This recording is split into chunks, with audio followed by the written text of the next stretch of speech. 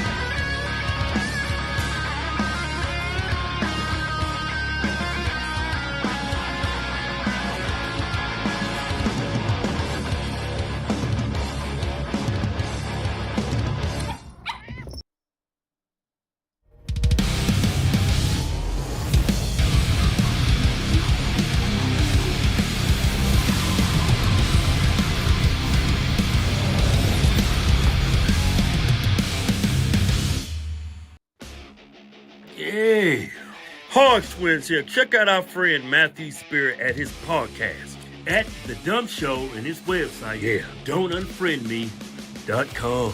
Yeah. Adjusting transmitter output.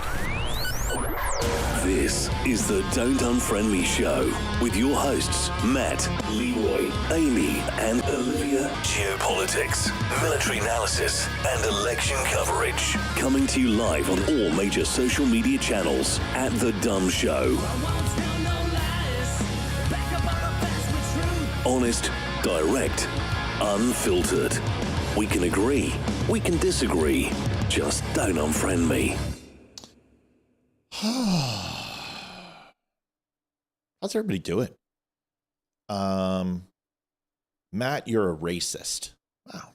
Just received a text message. You know, I try to be, but you know, it's hard.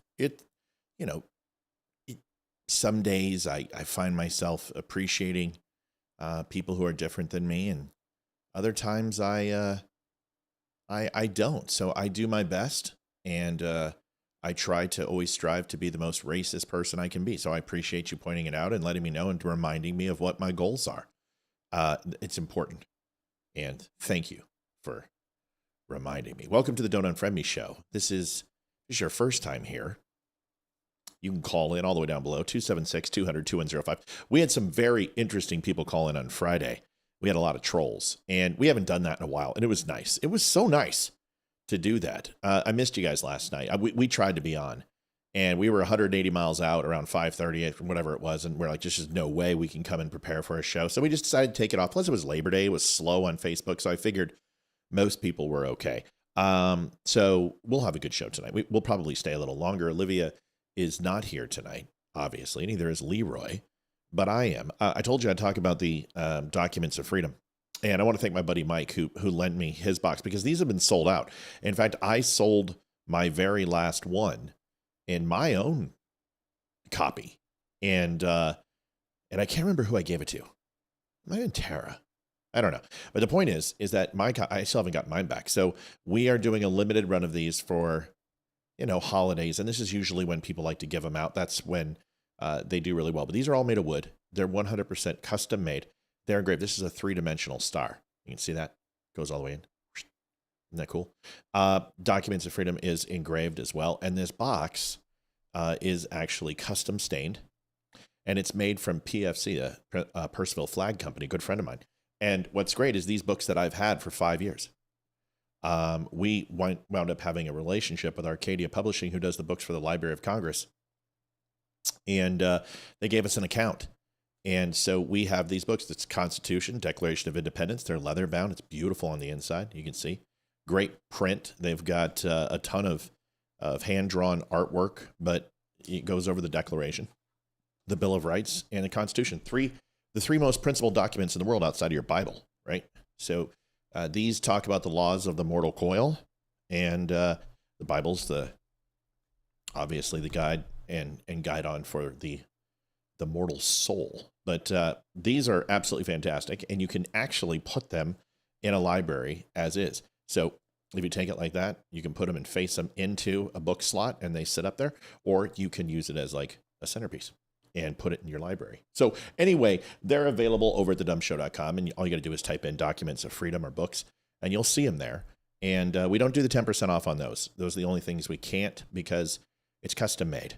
And the wood is expensive, but it's beautiful, and people have bought hundreds of these things. So if you haven't had a chance, please go over there and do that. And yes, I have to go ahead and do that, because you got to make a buck. If you haven't had a chance to share, like, subscribe, please do so. And we're going to get into it. We'll take a phone call here if somebody wants to call and chat and talk about their Labor Day. So we went down to Virginia Beach, and this was kind of a cleanse for me. I kind of wanted to go down to V Beach and kind of see my old stomping grounds, and go to Dam Neck and go over there and see Norfolk and Little Creek, and just kind of let it wash over me, because I haven't been back since I left.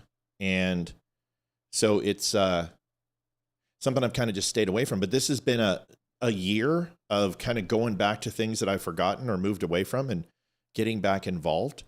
And went to church last week. We missed it Sunday, but we're going this week. And we were actually somewhat melancholy, I guess you could say, that we didn't have a chance to go on Sunday. But instead, we went down to V Beach and went to the old stomping grounds. Hayden went there too, and she wanted to go to the beach emphatically, and she wanted to throw away her bracelet that she had from her boyfriend, and kind of move on. And it seemed like, a little bit of I don't know, an evolution of everybody. I mean, Ethan seemed to be very content and didn't ask to play on his phone, and read his book, and had a great time at Leppard, and let himself just be himself. And Olivia and I just grew even closer, and it was a great time, and celebrating great music.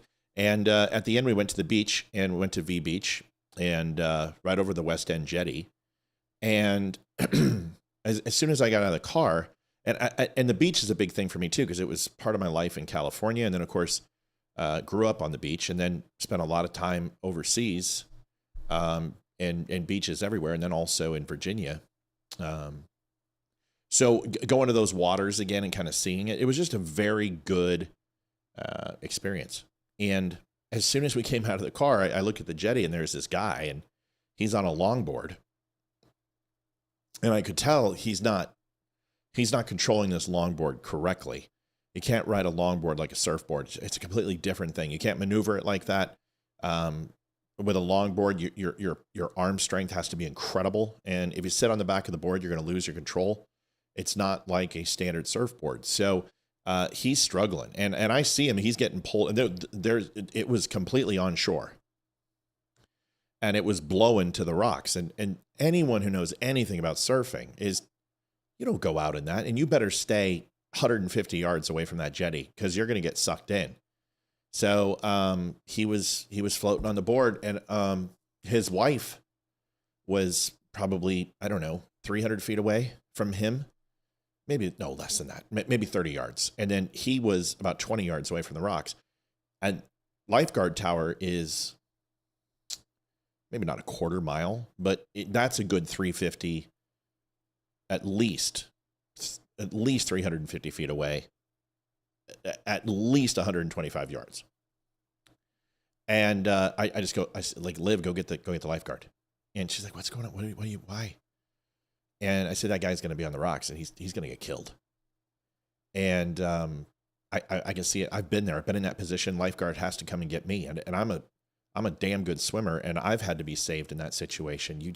You can't get from the rip, and you're just getting pushed into those rocks. And those waves come over and they just create, and the wind, it sucks you right into those rocks because that's where the water is trying to go. And the backwards and forwards is creating almost like an undercurrent, which is pulling you towards the rocks. So at that point, I see him. He's going in. He's paddling for his life, and he's going in. And he's probably moving 7-8 miles an hour towards the rocks. I mean, it was moving. And wind was probably blowing 25-30. And what does he do? He's sitting on the back of his board. He lifts up his longboard's nose and wind catches him. The board goes, and then he just goes right up on top of the rocks. So then he sits, and it's a step jetty, right? So it's like first layer of rocks, second layer of rocks, third, but it's all jagged. It's not like a concrete pour. And he's sitting on the first layer, and those things are slicker than snot. I mean, they are just covered in saltwater mucus and, sea foam and algae and everything else. Not algae, but there's definitely like plankton, and it's just nasty. And anyone who's been in the ocean knows what I'm talking about. So he gets on one of that rocks, and I'm like, fucking climb as loud as I can. Of course, he can't hear me. And everyone started turning around and looking at me like, what the fuck's going on? I'm like, this guy's going to fucking die. And people like snap around and start looking at him. And there's plenty of like surfers there. And I haven't surfed in, I don't know, since probably Australia. So that's almost been 30 years.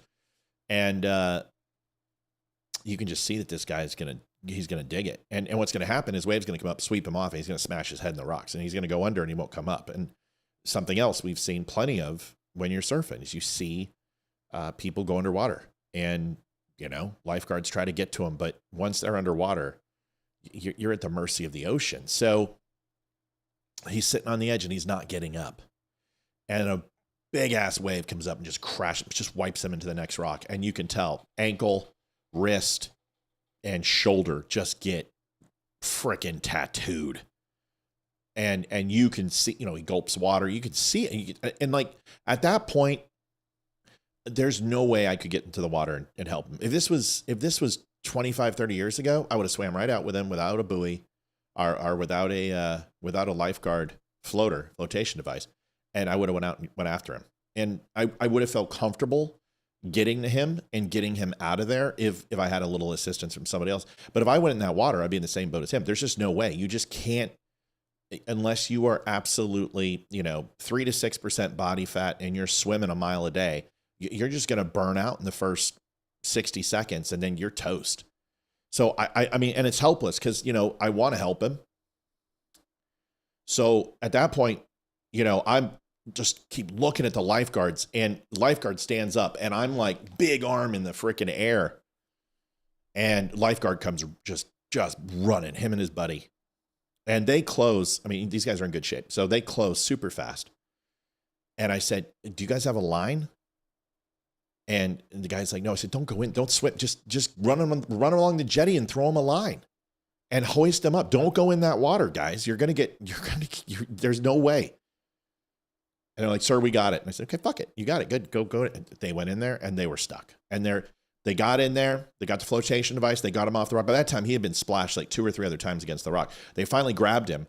And then they started swimming against the waves. And they started swimming against the wave, which was perfect because you swim against the wave will help you and break the current from the undertow. And you can get off and ride that wave in a little bit. And then, it's better. Now, you can try to get right in front of the wave, but that's not what happens. That wave's going to carry you up and you're going to go right underneath. That undertow is going to keep you stuck right there.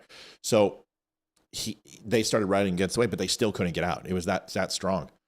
And these are lifeguards, and they got him on a buoy, and they're trying. They get his longboard back. They try to put him on it and try to get him out. They can't do it. So after that, 2 minutes has gone by. 4 ATVs all come in, and I'm just like, somebody throw this guy a fucking line, stop trying to save him in the water. He's against the jetty. Get him a line and pull him up. So one of the lifeguards comes over and starts whistling. He's on the jetty. I'm like, this guy's got the idea. So they come over. And by that time, 2 other guards went in the water and put him on the flotation and grabbed both and then pulled him through and just daisy chained him out. And they finally got past the current and then rode the wave in. But it was 15 minutes, 20 minutes to get him out of there. And I'm shocked he's not dead because when he came out, his wrist probably broken, blood all just gushing from his wrist, gushing from his ankle, knee bloody, shoulder bloody, big old nog on his head. And his wife was there. And I just said, oh my God. So he came in and I said, dude, are you okay? I waited for the ambulance, check him out, wrap him up. And we just waited there and watched. And I'm like, dude, you doing good? And he's like, yeah, man, I've been doing this since 2017. And I'm like, that doesn't matter. And the guy was pretty overweight. And I'm just like, man, we get older and you don't know what happens. I got caught in one of those things when I was 23 in the best shape of my life. And you're lucky to be alive. And then the lady goes, she's like, were you the one that got the lifeguard? I said, yeah. And she goes, thank you so much, blah, blah, blah. And I said, and she goes, I waited there. I said, that's the best thing you could have done. I said, if you would have went in after him, you'd be dead or he would be dead because you guys are going to try to go ahead and get off those rocks. And now you've got an extra body and a body might as well be a rock at that point. The way the water's pushing, you guys collide, hit heads. I'm like, you did the right thing. You spotted for the lifeguards that there was trouble and they saw you and you got them out. So that was interesting. And, yep. Swim parallel to the shore if caught in a riptide. That's absolutely correct. Yeah. So, especially when you're against the rocks. So these are just things you learn when you're swimming a lot and you do a lot of time in the water and you're getting wet most of your life. So not that type of wet. And, it was crazy. So he came out and then, it was just great. Olivia was out there and she was looking just like Olivia, and I think Olivia gets better looking with age. It's just me. But hardly any makeup and just, looking like Olivia, and she just, woman takes my breath away. She looks like a Greek goddess, man, so she looked amazing. What's up, Nikki? And Hayden had a really good time, and Ethan did, and they wrote their name in the sand, and Ethan's getting taller, and it was fun. And Def Leppard was just awesome. It was so fun, and I'm so glad the seats that we got. Everyone got a hoodie. Except for me. I made that shirt, the Def Leppard shirt I'm wearing. It's a Don't Unfriend Me Def Leppard shirt. And we got everyone a hoodie. And then Hayden wore my old Hysteria shirt. And it was great. And it was really, it was therapeutic. It really was. It was super, super fun. and it was just good to get away. And it was great to go to the beach, and we missed it. And we're going to be going back soon, and it was awesome. And the concert was great. Extreme played, and Extreme played, and Nino Betancourt is still hands down top 20 guitarist of all time ever.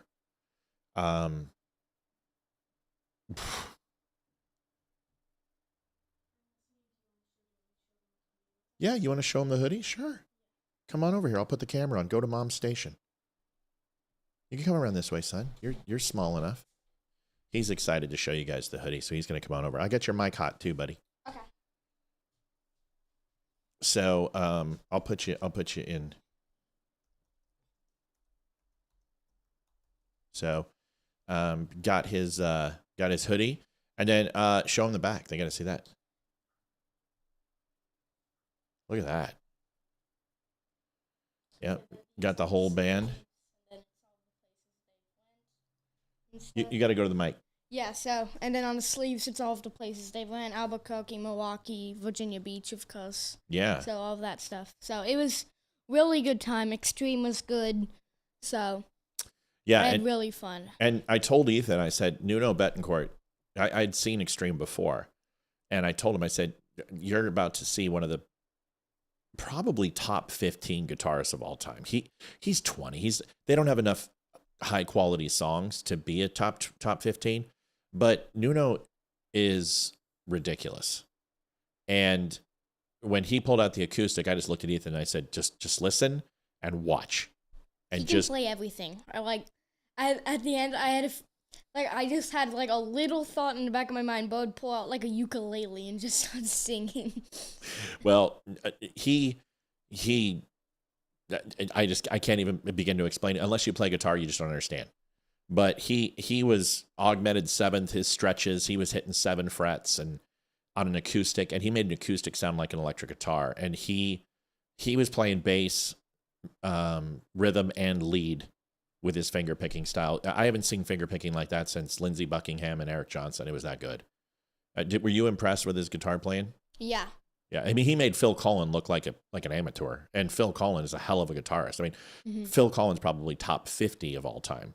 Yeah. But Nuno is ridiculously good, and he's just gotten better with age. I mean, he is incredible. And then what they did for Black Sabbath and Ozzy. Oh yeah. Tell him about that. Hey, puppy, it was just insane. They played like Crazy Tears and Crazy Train. Crazy Train. That was like, so yeah. That's another song by Ozzy Osbourne. But yeah, and they played some Black Sabbath songs. It was amazing and stuff. And then Leppard. You can sit down for a second, dude. Yeah. Oh, that's full up. Never mind. Stand. Mm-hmm. So Leppard came in. Still that. Here. I gotta move this stuff. We can move the whole screen with the camera. Yeah, just be careful. Okay, go ahead and sit down. So Leppard came out, and Joe, is usually platinum blonde hair. He's white, and he's put on a few pounds. And Phil Collen, who is usually yoked, he's still ripped and great shape, but he's not, And Vivian Campbell has gotten serious ripped. Rick Savage looked great. Rick Allen. They all look the same, but they're all 65, 61 years old, and they don't run around the stage like they used to and jump around and all that. But what was your thought, E? Hi, puppy. I liked it. It was amazing. Because I've only been to 2 concerts in my life, and one of them was Def Leppard, and the other was Def Leppard. Right. So. Well, you're young, and you can't go. Now you can start, when you hit 13, you start going to your own concerts. So I'm cool with that, as long as you have an adult there.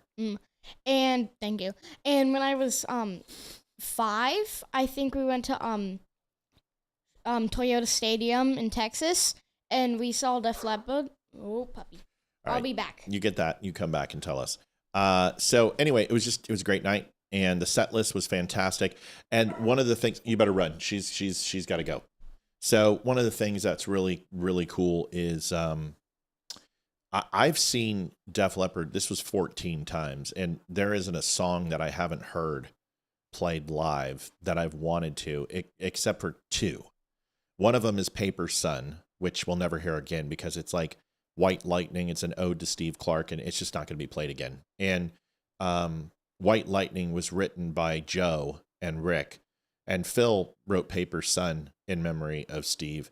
And it's hands down, in my opinion, it's one of the best guitar solos ever. And it's not even that flashy, but it's David Gilmour, Comfortably Numb. It's perfect. It's butter. It's just butter. And the second one is Photograph. And that's like Def Leppard's like probably 5th most popular song. Photograph was huge, but always something was in the way. Something happened that I couldn't see, didn't hear Photograph live. And I would have got it in the Round concert, but in Denver, because we were there. And then we were also in Los Angeles for the In the Round. That's where they filmed Pour Some Sugar on Me. We were in both venues when they were filming. And they played Photograph at that concert. And I missed it because I had to go to the bathroom. And they played Photograph and I missed it. So the next time, Albuquerque, New Mexico, the times we saw them there, times we saw them in Colorado, times we saw them in Arizona, in California, in Vegas, they didn't play Photograph. So the one time was in Houston, and Ethan was 5, and I'm sitting there, and I know it's coming. I know it's coming. I just know Photograph is coming, and Ethan goes like, "Dad, I'm thirsty. I'm so thirsty. I'm thirsty," and I'm like, "I'll go get you water." So I go and wait in line, and the line's 25 minutes, and all of a sudden I hear Photograph. And I'm like, I fucking missed it. And I'm like, well, this is probably it, right? They're getting so old, and I don't know if we're going to go again. So then we're sitting there, and they're playing everything, and then they play Let's Get Rocked, and I'm like, fuck, I know what they're going to do. I've seen them enough times. They're going to supplement Let's Get Rocked, and they're going to pull something off of Pyromania. And they do it all the time. Every concert, they'll play Let's Get Rocked. In fact, in Houston is the only time they played Photograph. So it's funny because 5th song was Let's Get Rocked. So Joe walks on the stage, and we had great seats. I mean, we were mezzanine, and we were right atop of him in the Toyota Center. And he's like, "I just have one question." And I said, "Do you want to get rocked?" I mean, and he looks up and he's like, "You're fucking right." And then they kicked off, and Hayden and Ethan and Olivia just went nuts. Like, "Oh my God, Joe talked to you." And like I said, I missed it. So we were listening to the set list, and then they were supposed to do Coming Under Fire or Die Hard the Hunter, but they did Let's Get Rocked, which means this is their last leg of this tour before they go to Europe. And I'm like, they're changing it. So they changed it. And I'm like, oh God, now they're not going to play Photograph. What's going to happen? So we get through it, and then they do the encore. And with the encore, it's always Pour Some Sugar on Me. Always, every encore. It doesn't matter. It's the last song they play every time. And then they usually play 3 songs. And the first one was When Love and Hate Collide, right? Mm-hmm. And that was good. It was great. And then it was Hysteria. Yeah, then it was Hysteria, and Photograph was the last song they played. So, like, I'm sitting there, and I'm just like, please, please, please, Photograph, please. It was like right after Let's Get Rocked, and he's like, please be Photograph. Yeah. Please be Photograph. And then they do the opening note, like a... And then Dad, like, he's like... And then, like, halfway through the show, he got teary-eyed. Like, I saw it, and I was like... It was pretty cool. I was ready to go up there and be like, "Dad, I need a water." And just joke. Yeah. He would have just punched me. I would have killed you. Ethan's 12. So, and a big Def Leppard fan, and it was a fun show. I'm glad he got to see him. And what's great is at the end of the show, they always do one thing. They say, "We'll see you next time." And there will be a next time. And there will be a next time. And if they don't say it, that's when they retire. Mm-hmm. And they've always said that. And they said there will be a next time. So they're coming again next year, and we're going to go again. So that was it. Yeah. And then probably honestly, everything was good. But one of my favorite things, because I remember Dad had been telling us about one time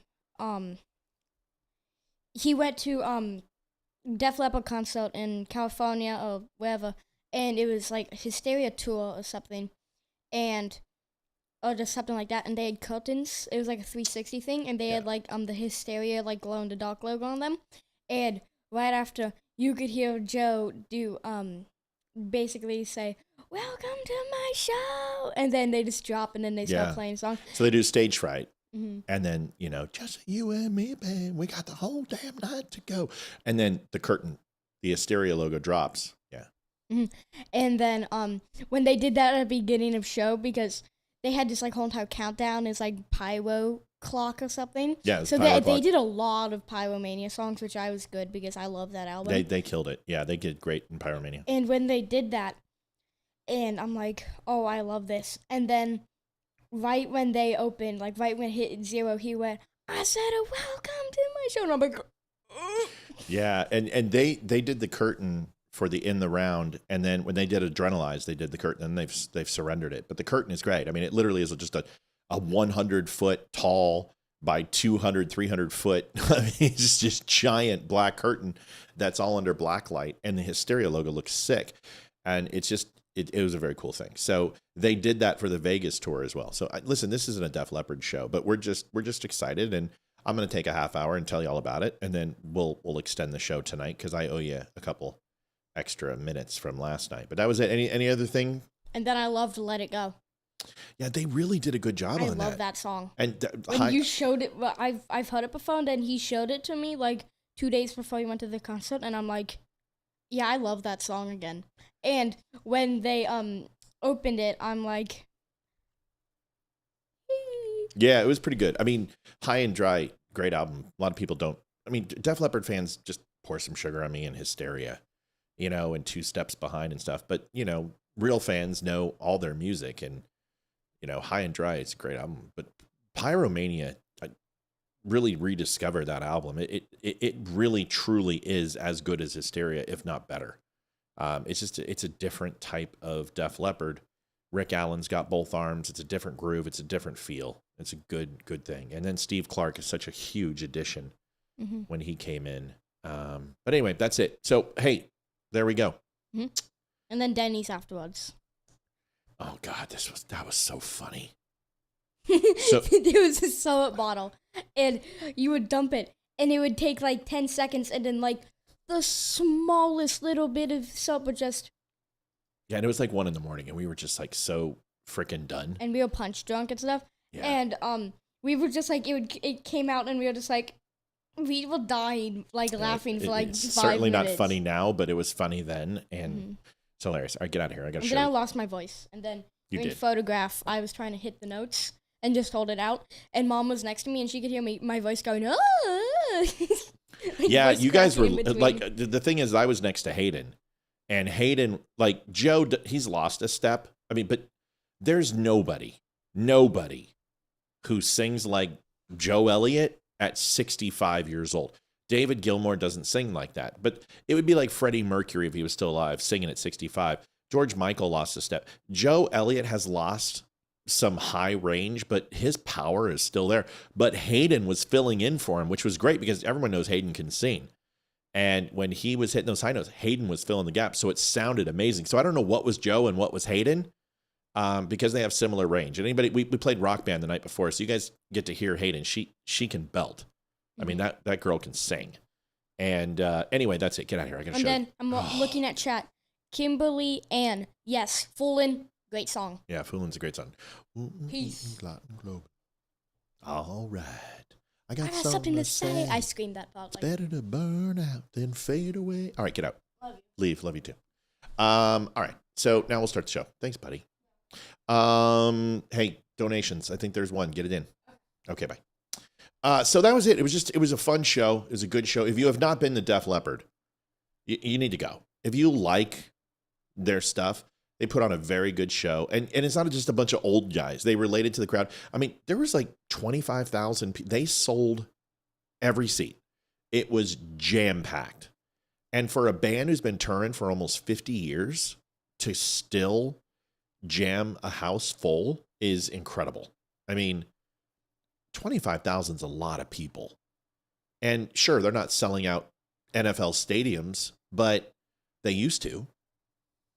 So anyway, it was a great time. All right, we got a show to do, and I apologize, but you know what? You guys are a part of our lives, and we talk about things because we care about you, and we want you guys to experience, what we care about, and vice versa. If you guys want to call in 276-200-2105, phone lines are open. A lot going on, and a lot of it's just noise. But if you guys didn't know, the left is doing what the left always does. And they've been saying that Donald Trump is dead. And, first he was a pedophile, and, then he's a Nazi, then he's a xenophobe and a transphobe, and blah, blah, blah, blah, blah, blah, blah, blah, blah. But now, because he has bruises on his hands, which, can I just tell you, it's happening to me. My dad was horrible. If you would touch his skin, he would just bleed. And it was so thin. And mine is, I just took a ding on my ankle, and it just black and blue. And it happens. And, I don't know what to tell you. But especially when you get that age. And of course, Ethan's 12. So, Donald Trump, everyone's saying he's going to die because he has a bruise on his hand and because of, the things that they said about his blood flow issues. Listen, Donald Trump is a lot of things, but weak is not one of them. And I started thinking back. I'm like, you know what? Did we ever want Biden to die? And I really, really thought about it. And even when he got cancer, and there were some idiots, but there wasn't this national outcry, like the loudest influencers calling for his demise. And it's bullshit. We don't do that. We might say, listen, we don't like the guy. We're not going to wish harm on him. They absolutely do. They want him dead. And they don't, and the animus that they have for him is so bad. How can you take anything they say seriously? If you wish someone to die, then isn't there nothing that you wouldn't do to stop them or shut them down? If they are a threat to freedom and democracy, if they're a threat to, people of color, if they're a threat to the LGBTQ community, then isn't it almost like a crusade or a moral priority to take him down? According to them, that's the way they think. So they want him to die. And they have been for the last 6 days wishing for him to die. And they don't outright say it because they're cowards. They're cowards. They don't want to visit by the Secret Service. So what they say is, when the day finally gets here, the world will rejoice. Or when he does go, they're going to piss on his corpse. And they just say the most vile and disgusting shit. And it just baffles my mind. And how can you hate I don't hate Obama that much. I don't hate Biden. I don't really hate anybody. I don't know Obama. I don't know Biden. I know what they present to me on screen. And I'm like, but I also don't love Trump. I don't love him. I don't know him. I certainly like him. I like his policy. I like the way he presents. I like how he doesn't take any crap. And this is a perfect example that I'm going to show you right here. Here it is. Watch this. Like he's lost a step. Give me a break. I mean, this is just quintessential Trump, right? Here it is. Deployment of National Guard troops in California ruled that your deployment of National Guard troops to Los Angeles was illegal. Do you have any response? Well, it was a radical left judge, but very importantly, what did you not tell me in that question or statement that you made pretty much of a statement, I think? Well, I was asking for your response. No, you didn't say what the judge said, though.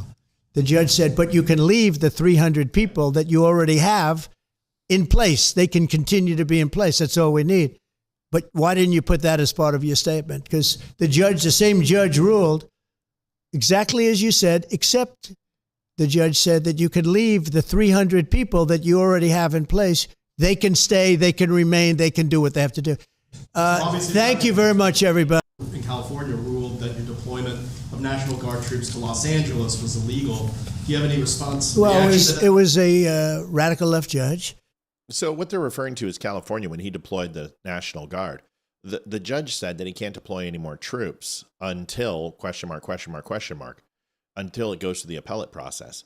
But he can leave the current selection of. So if this was unconstitutional or against the law, then he would have remanded and demanded the removal of these National Guardsmen. But he doesn't have that authority. So this will go to the courts. And like all of these decisions, they will be overturned. Donald Trump hasn't really lost anything. If you look at the deportations, if you look at the remain in Mexico, if you look at the deportations of the kids, if you look for he's sending out the Kilmar Abrego Garcia, these decisions that they keep hitting him on, he continues to win. So it is what it is. And of course, the left, now that he's alive, are back to the pedophile thing because they're so myopic in their thought process. What's interesting is, so what you're saying is him being sick is more important than his pedophilia? So now that he's not, they can't admit they're wrong. They can't admit that he's not going to die. They can't admit that, he looks good. He looks fine. And now he's back to being a pedophile because he's no longer a racist and a xenophobe and a transphobe. He's no longer a dictator on day one. He's no longer a convicted felon since they've thrown all that shit out. He's no longer a rapist since they threw that. Oh, there's one now. There's one now. See, as they call him, an adjudicated rapist, which basically means they're fucking retarded because they don't understand the difference between an accusation in a civil and a criminal court. And as far as the 34 felonies, they see what they also don't understand is they can't tell me what those 34 felonies are. The reason why is because it was one clerical error 34 times. One that was a misdemeanor anywhere in any county in any part of the country, and was also past the statute of limitations, which was upgraded to a felony where they had to actually pass new laws. Was turned down by Alvin Bragg, was turned down by the state's attorney, and turned down by the assistant district attorney of New York. But isn't it interesting that during an election year they pick it up? But they can't speak to that. They just go ahead and leave their little breadcrumbs and try to satisfy their disdain for him. But they can't tell you why, because they don't know why. So they just keep regurgitating. 34 felonies. He's a rapist. He's an adjudicated rapist. And that's not true. He's never been charged with rape. He's never been accused of rape. You see, understand that an accusation of rape in a civil court does not mean that you're guilty of it. In fact, the judge specifically said he wasn't guilty of rape. And then, of course, when the cameras were rolling after everything was released and the jurors went home, the judge says, oh, I want to be clear. He was convicted of rape. He wasn't. First of all, there's no such thing as conviction in a civil trial. There is a culpability that takes place. That's it. And the preponderance of evidence in a civil trial is so far less weighted than a criminal trial. And it's completely different. So in a criminal trial, you have to assume and prove without a reasonable doubt. You don't have reasonable doubt and a preponderance of evidence in a civil trial. You just have to go ahead and present your case pretty much, and you get yourself, if you can prove that the intent was to harm, discredit, or libel, or whatever else you're going for, then you're going to be held accountable civilly.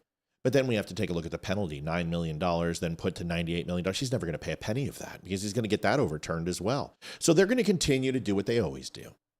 They're going to do what they always do, but yet it's never true because they can't go ahead and speak to it. See, even with this, they just... See, watch, I'll do this. 831-GUN, I'll give you $10,000 on Venmo or PayPal. You can go ahead and send me your link. If you can go ahead and provide me any evidence that he's a pedophile, I'll wait. I'll give you 5 minutes. Matt@thedumbshow.com. If you do that and you prove one iota of evidence, and we're talking about exculpatory evidence, right? Confirmed. Give me an affidavit. Give me a grand jury. Give me even a criminal charge. Anything. Give me a photograph that isn't AI altered. But instead, you guys spread all these AI photos of him and Epstein versus things that are on Getty Images at parties and such. But the plane photo's fake. The one with him without the leg is fake. And if you have to create AI images to sell your story, then ultimately all you're doing is just being completely disingenuous. $10,000, dude. $10,000, bro. Yep, release the tapes. There are no tapes. You don't have them. You've never seen them because there are no tapes. $10,000, dude. It's all yours. You got 4 minutes. So anyway, really not that big of a deal. Don't hit them with facts, people, because they can never dispute them. Because as long as you go ahead and tell the truth, they can't beat it. You know, you can have all of their little fanboys, Dean Withers and Harry Sasson and the Krasenstein brothers. None of those people will call into this show. They'll go ahead and call into high schools and colleges, but they won't call into this show because they know they'll lose. Because what they want to do is distract.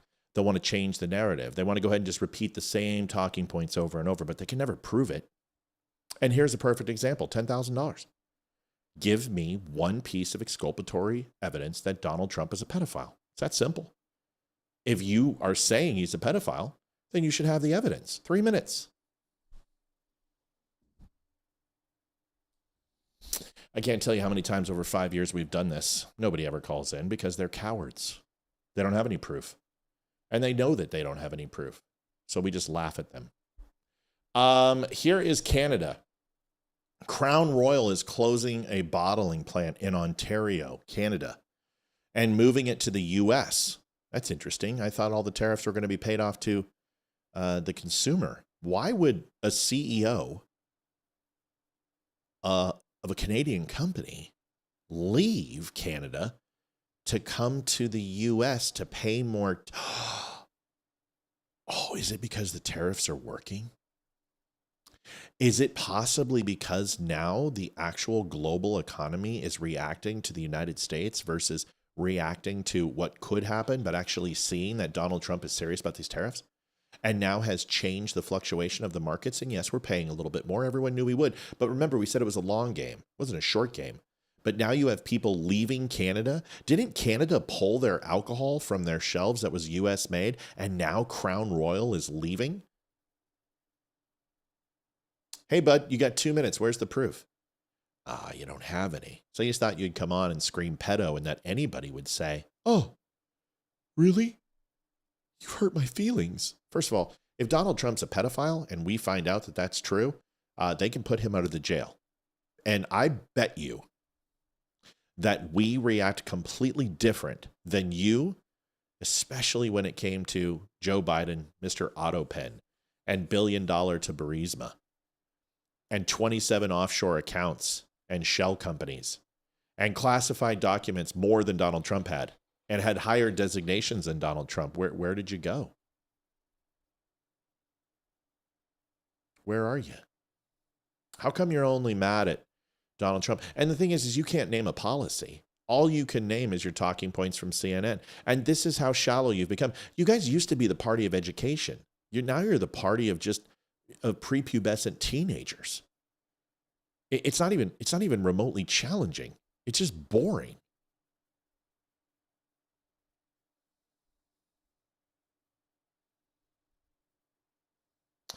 Matt, what are you talking about? I don't know what you're talking about. Notice that the YouTube hype video option. I don't know what that means. But the Coldplay video didn't do very well. We're going to talk about it. I thought it was hilarious, but I don't think people dived into it too much and they missed the comedic part. We're going to watch it. You guys can tell me. So the thing is that the premier, Doug Ford, by the way, your time's up. You just lost $10,000. So once again, doesn't matter. I don't even need to have $10,000 because none of you can do it. None of you can prove it. And you know you can't. And it shuts you up every time. Because what are you going to keep saying? Pedo, pedo, pedo. I don't need your money. Who doesn't need $10,000? I thought the economy was bad. I thought Donald Trump was tanking the economy. I thought everybody's job was going to get. I thought you guys lost your insurance. I thought you guys couldn't have abortions anymore. Don't you need $10,000? Oh, so Trump's economy is that good that you don't need 10 grand. Thanks for the win. Thanks for the W.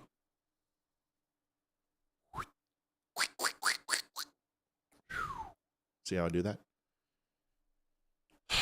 God, could somebody find me anybody, please? Somewhere out there, beneath the starry sky. There's got to be somebody out there worthy of a challenge. Is there anybody?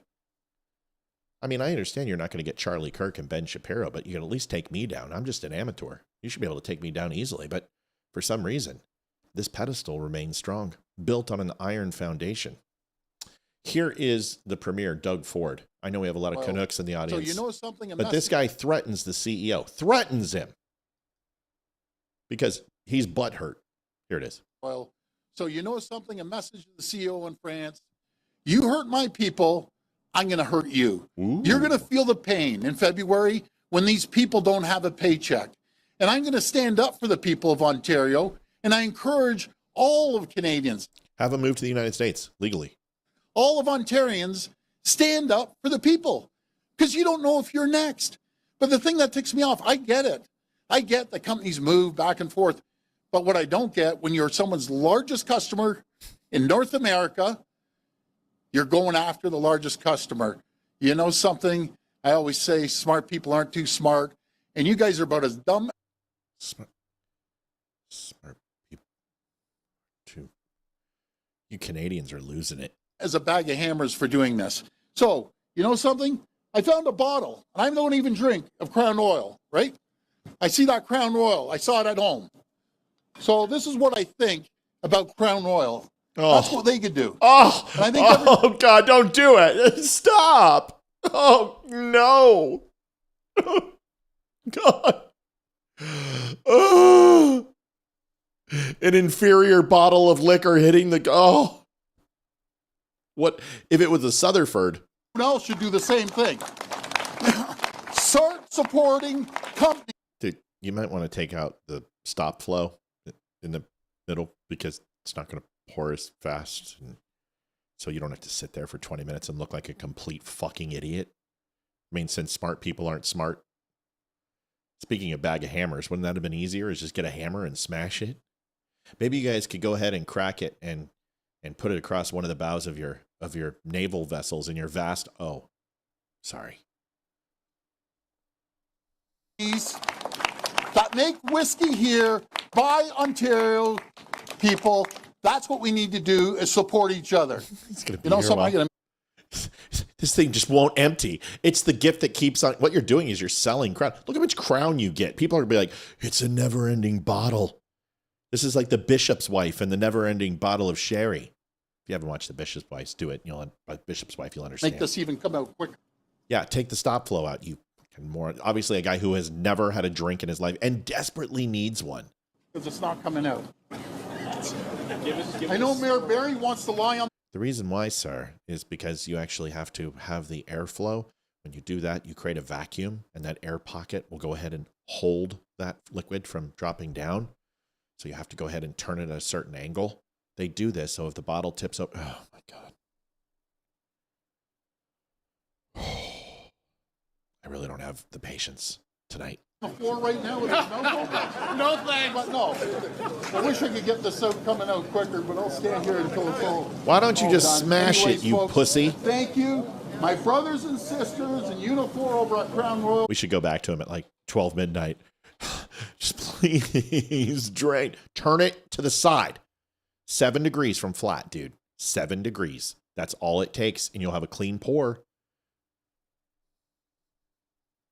I got your backs. We're going to be there to help you. Someone and by throw. the way, I wish it was Bacardi 151 and someone threw a match. I don't think Crown would light, but he was like,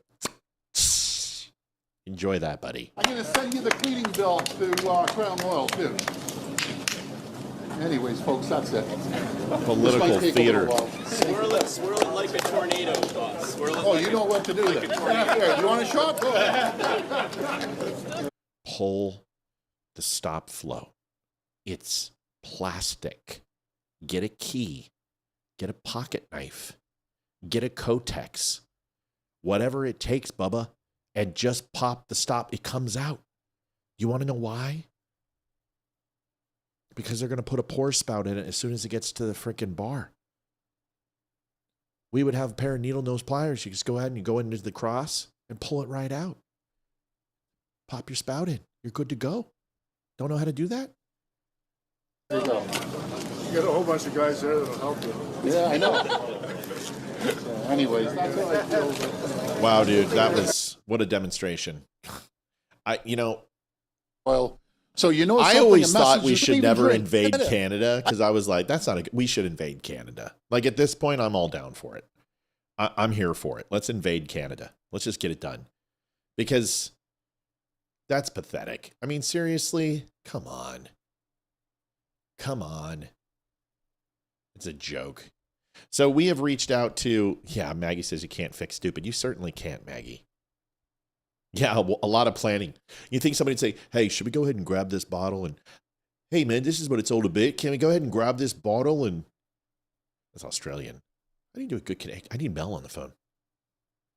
Yeah, you betcha. This is from Crown Royal. This bottle's really kind of not pouring correctly. We need to get this thing sucking some big doo-doo here, man. It's not doing very well. It's just a trickle-triple. We need to go ahead and get a big flow going in this whiskey. Yeah, you betcha. It's Minnesota. I don't even care. Oh, God, 32 years without a cup. It's got to be hard. It's got to be hard. I'm sorry. I don't mean to pick on my Canadian brothers and sisters. I love you guys. You know I love you. I just got to pick on your leadership because they're dumb as dog shit. I have reached out to Lieutenant Governor Winsome Earl Sears. It was third time today. Reached out to her press corps. Nothing. So let me get this straight. Recent poll down 12 points. If you go ahead and take an average of all polls, you're probably sitting around 7 points behind, which is better than where you were. But Spanberger is starting to come out of the woodwork, and Spanberger is horrible. Okay, if you guys remember, if you remember that person who used to sit in legislation that had the big giant plastic, like what a comforter comes in, and had that around their face with a breathing apparatus here, and they wore that and a mask into chambers. That was her. Yeah, no, I can't make it up. I don't know what to tell you. Trying to find it. Of course, it's hard to find now because these people love to suppress the truth. Doesn't matter who it is. Yeah, here we go. Oh, this is just, I don't know what to tell you. This is her. She looked like Darth Vader. This is her. That's Spanberger. Basically Hillary Clinton's mom. And I don't even know what to tell you of how anyone could do that with a straight face. And unless you're supplying every one of your constituents, what you're saying is that you need this right here. I'm speaking on behalf of my constituents, and I'm going to wear this breathing apparatus. And this is the highest form of protection available. So all my constituents need this too. Because what type of person are you if you have the best protection and your constituents are dying because they don't have one of those? Oh, so it's not that it's the best protection. It literally is stage theater. And this is what they do. It's like when they wore the Kentucky or Kentucky or whatever the hell scarves for Africa to take a knee with George Floyd and all the white people. They've sent the black people to the back, remind you, to wear their African-laden garb to show support.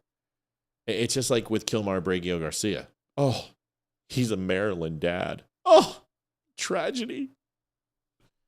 Give me a break. Spanberger worked in the CIA. Spanberger, short time in the CIA too, but horrible.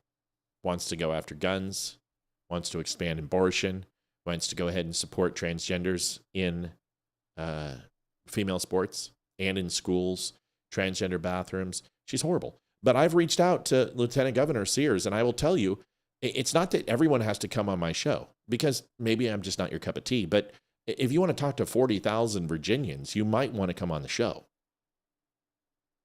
I don't know whether you've noticed this or not, folks, but I think we are at 32 million views this month. I mean, the page is just going off. We've had like 10 or 12 things go viral. Viral is 1 million plus. So why not get your ass over here and get on the show? At least just tell your platform, right? And you're I'll put up a sign. I'll support the hell out of you. Here's Glenn Youngkin talking about Spanberger. And I know all of you are not in Virginia, but it's important. You guys got to, understand what's going on in the political realm and what they're presenting, because this Virginia race is important. This will have 2028 implications. And if Winsome Sears wins in Virginia, it could very well deliver Virginia to the Republican candidate running in 2028. So if the Republican candidate for governor, Winsome Sears, loses to Spanberger, then that means Virginia is not up for grabs. And I will tell you what, that means Pennsylvania is back in play. And Maryland's, you know where that's going to go. But that's also going to impact the Carolinas. You got to understand, Virginia is touching, six different states? So it's going to have an impact. And just like we see New Hampshire and Massachusetts, Boston, Massachusetts itself, all around it is influenced, Virginia is really that for the key to the South. And if you don't take Virginia and you give that to the Democrats, you're putting other places in play that gave Donald Trump the election. You've got to get it. So the only way you can do that is to get you've got to get some exposure. And why not come onto a podcast that's in Virginia? Hell, go on Tim Pool. Do something. Do something.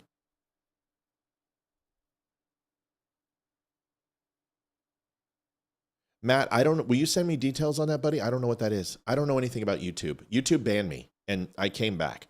Here's this audio of Youngkin. Just kind of listen to Spanberger. Well, let's just be clear. Winsome is closing the gap hard because now voters are finally seeing the real Abigail Spanberger. And the contrast between these two candidates couldn't be more clear. Let's just begin. This week, Abigail Spanberger confirmed what we all know she would do, which is one of her top priorities, is to turn Virginia into a sanctuary state. She said it this week. She tried to walk it back. She can't walk it back. She came out very clearly that she does not want state and local law enforcement cooperating with ICE. She wants to turn it into a sanctuary state. That's just so clear. What we have accomplished in Virginia with our Virginia Homeland Security Task Force is unprecedented in the nation. We've had now over 3,500 arrests of violent illegal criminals and drug traffickers and folks that just need to go back to where they came from. Send them home. They're not supposed to be here anyway. And what Abigail Spanberger wants to do is create a sanctuary state where violent criminals can stay here. And you know why we know she believes this? He voted no against the Lake and Riley Act when she was in Congress. So I'm going to say that again. She voted no against the Lake and Riley Act. He voted yes to support the D.C. District Council's lessening of penalties for violent crimes. They wanted to make a carjacking a slap on the wrist. Guess what? You get a lot more carjackings. Anybody notice that in D.C. before President Trump decided he was going to make D.C. safe again? This is Abigail Spanberger, and this is what she wants to do. Winsome Sears backs the blue, backs law and order, and will keep Virginians safe. And in the course of the last 3.5 years of working arm in arm with her, there's not been a moment where she has hesitated to stand for law and order. By the way, murders are down 30% in Virginia because we went to work. That issue, safe Virginians, is on the ballot. It's a referendum. If you vote for Abigail Spanberger, you want chaos. And if you vote for Winsome Sears, you want safe Virginia. It's just that clear. This is why Winsome is closing the gap. Listen, we also saw this week the clear distinction between...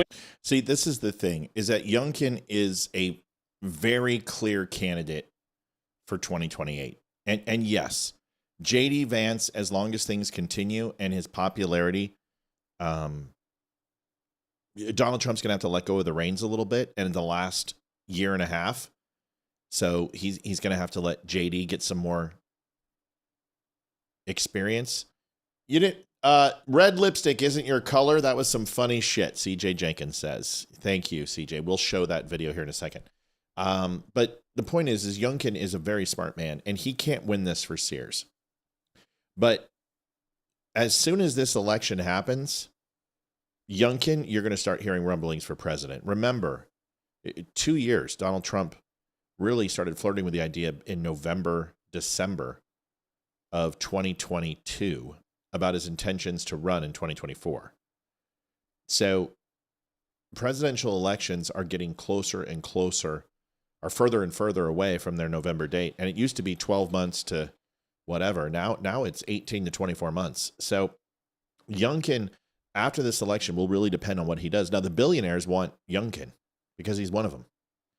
But he's done amazing things for Virginia, and we got to get her to win. So I keep encouraging them to come on, but they're not. And to me, that's stupid. You just saw what happened with podcasts, how it impacts, and this is a local podcast.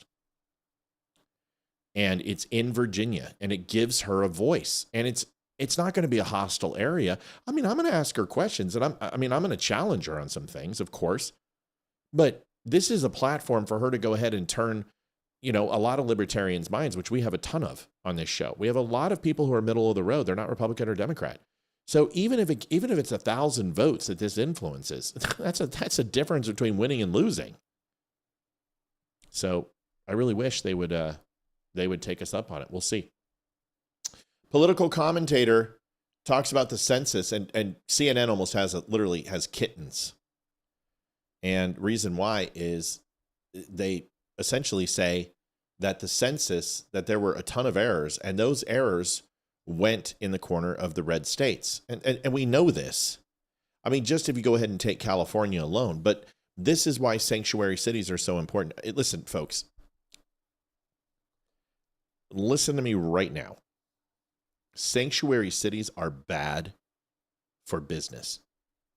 It's bad for states.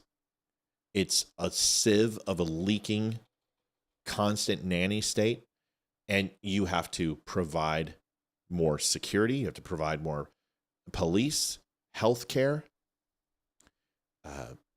social services. It makes these people dependent, and essentially you're caring for these illegals, and it's taking money from actual U.S. citizens. And people are like, well, illegals pay taxes. How? See, the problem is that, yes, but they also steal Social Security numbers in order to work here. So it's just a moot point. They have to commit crime in order to go ahead and pay taxes. That's the way this works. I've had my Social Security for the guy in El Paso who is an illegal, who's been using my Social Security. I've called Department of Homeland Security. I've called the FBI. I've called IRS. They can't do anything. Nobody can do anything. They're just like, it is what it is. As long as he pays his taxes, it doesn't come back on you. So it helps you. He's putting money into your Social Security. And I'm like, but that's not what I want. I don't work at the car wash and go. You know what I mean? I don't want that shit on my taxes. I don't want to be responsible. What if he doesn't pay his taxes? Then I owe it? No, you go through a process to have him removed. Okay, let's do that now. We can't until a crime's taken place. I mean, it's a crime to steal my Social Security, isn't it? Nope. So this census that they did in 2020, obviously, we know what they were doing. The reason why they want sanctuary cities, it's not to have illegals. They don't want illegals any more than they want anyone. They don't care about it. Like, if it helped them not to have illegals, they would be on the side of not having illegals. But because it impacts the census, because it gives them more representation in the House, this is why they do it. This is the only reason to do it. Tell me, what's the benefit? Oh, well, they stimulate the economy and they're hard work. No, they're not.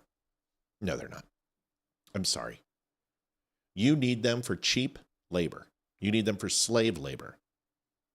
Because you can't have, you guys said it best. Who's going to pick all the fruit? So racist. That's why they're there. Here's the video. One of the big things is it helps decide congressional maps. Right. Does this have everything to do with redistricting? Well, it does. In fact, we know the 2020 census, the errors were almost always to the detriment of red states. Blue states like Rhode Island. Do we know that? We do know that. The Census Bureau's own audit of its work has proven that. Blue states like Rhode Island were overcounted. Rhode Island then didn't lose a seat. Red states like Alabama were undercounted. Listen, this is just a fact. It wasn't all red-blue, but it was disproportionately red-blue. One of the big things is it helps decide congressional. That's not cheating, right? I love when they say there's no cheating in in elections. That sounds like cheating to me. If you're overcounting the population of a state based upon illegal representation because the Supreme Court says that you can't ask somebody's nationality and it's illegal, why the Supreme Court doesn't overturn that right now, I have no idea. Why doesn't Donald Trump push the White House lawyers to present that case and have it overturned? Because that's something he should do. Get the judges on record to decide right now and overturn the decision to not count illegals or ask nationality questions on the census. I mean, if you can ask them their income household, if you can ask them how many people are there, is that not an invasion of privacy? Why is someone's nationality an invasion of privacy? Well, because they believe that they'll be overall use it as a indicator and a list of deportations. You're damn right we should. We should do a census and ask that question. If someone refuses to ask it, you have INS and ICE right there. And you say, listen, this is the law. Are you an American citizen? Yes or no? Yes, I am. Okay, great. That's all we had to know. Thanks for telling us. No, I'm not. Okay, why aren't you? Because it's just like asking someone, I need your license and registration. It's just like asking someone, hey, are you the only one here? These are basic probing questions that you don't need a lawyer for and you don't need to plead the fifth for. You start getting into self-incrimination, fine. But are you legal in this state is not something that is a rarity to ask. Go apply for a passport. Go apply for a federal position. Go apply for any job. These are questions that are asked constantly. This is theft. And this is an example of how the Democrats steal. Maps. Right. It's not that hard. Folks, holy moly. First of all, I want to go ahead and thank, we got a couple people who did some shopping with us, and that means the world. Thank you so much. Lucy came in and bought a shirt for Annabelle. Appreciate her doing that. And then we also had Gregory come in and purchase some medium dark roast coffee and a dumb hat, a gray dumb hat. I'll have to ship that to you from the house because we have those here. Be happy to do that. Do you want that autographed? You don't have to autograph it. That's up to you. Be happy to send it to you. Coffee is going to come from Wisconsin. I'm going to go ahead and send you the book.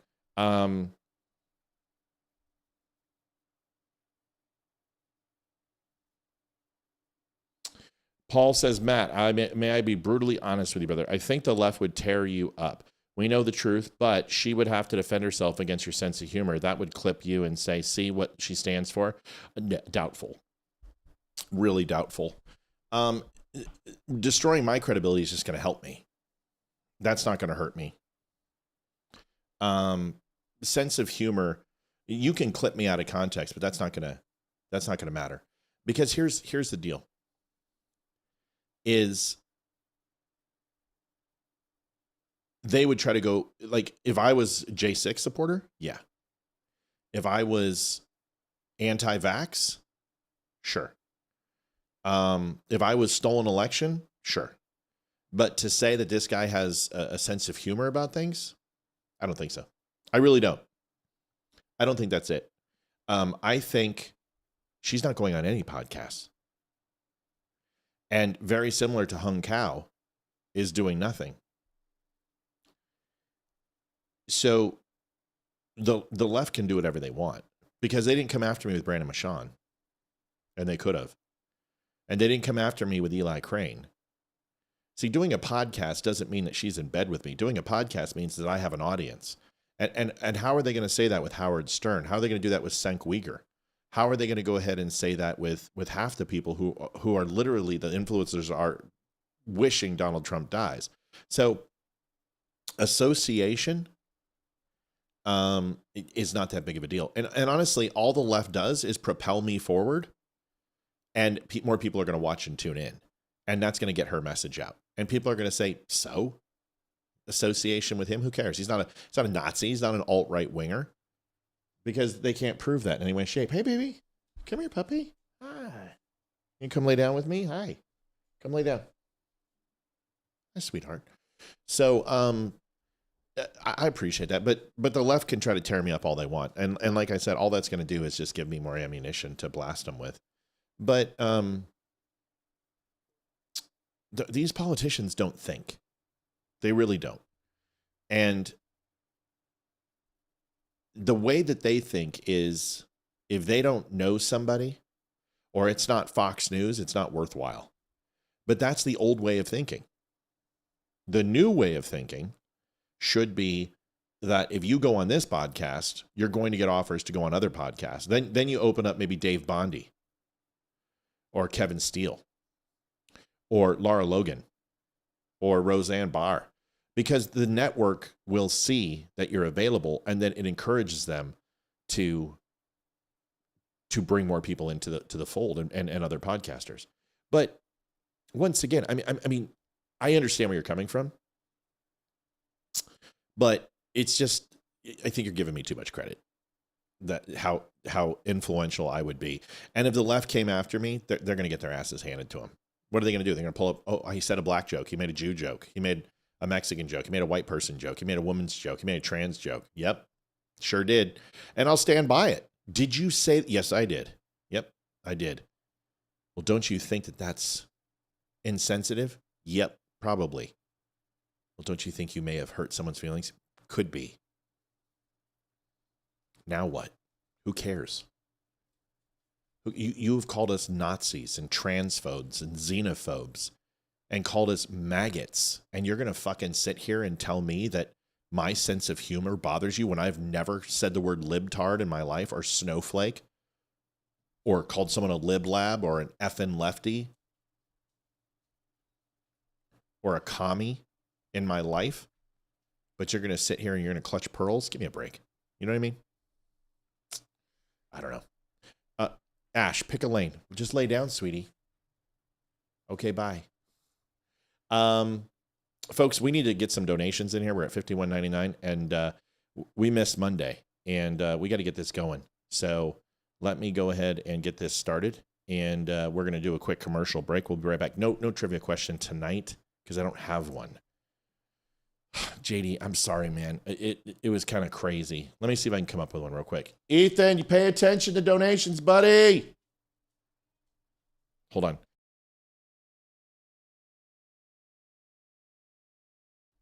All right. Sorry. Let's see.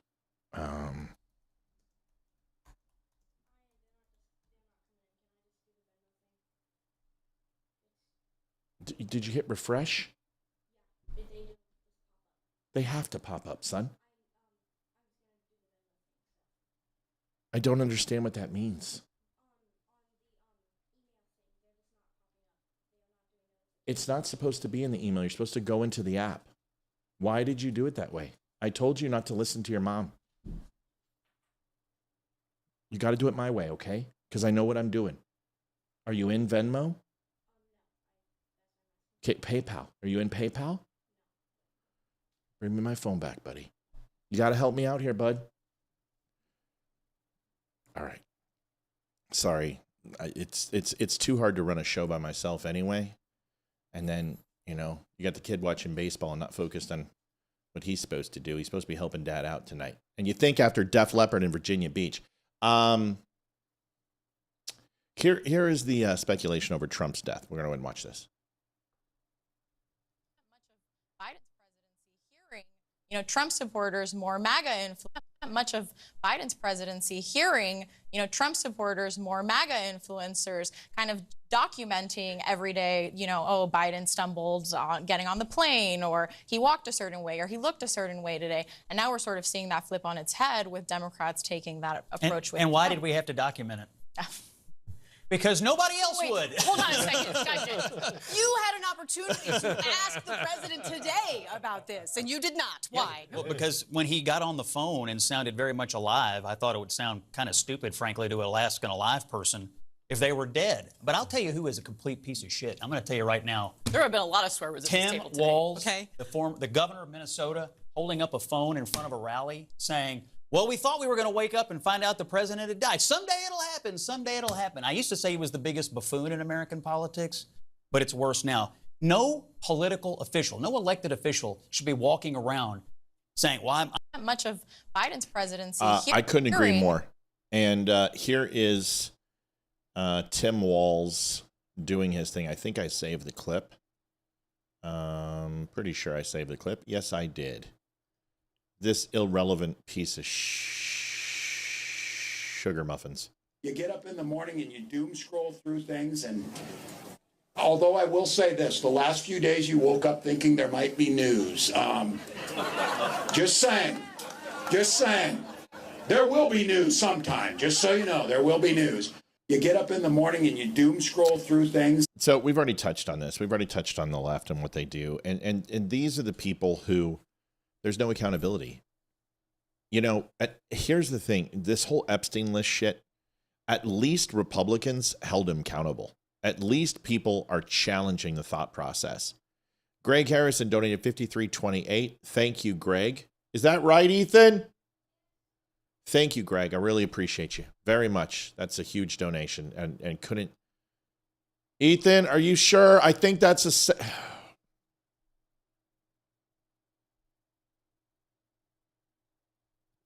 E, I need you to come here, son. Sorry, guys.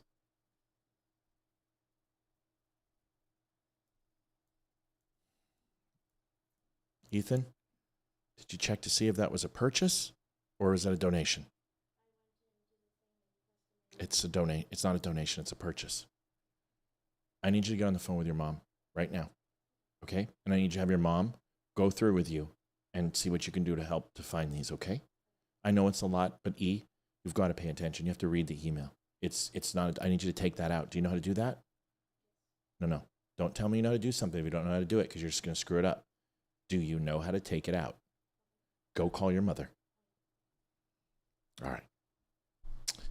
See, if we would just hit our goals and just hit the donation, this wouldn't happen and frustrations would be at zero. That makes it a lot easier. I need to go help my son, folks, so we're going to do this. No quiz tonight. Sorry, I can't do it. We got to figure this out.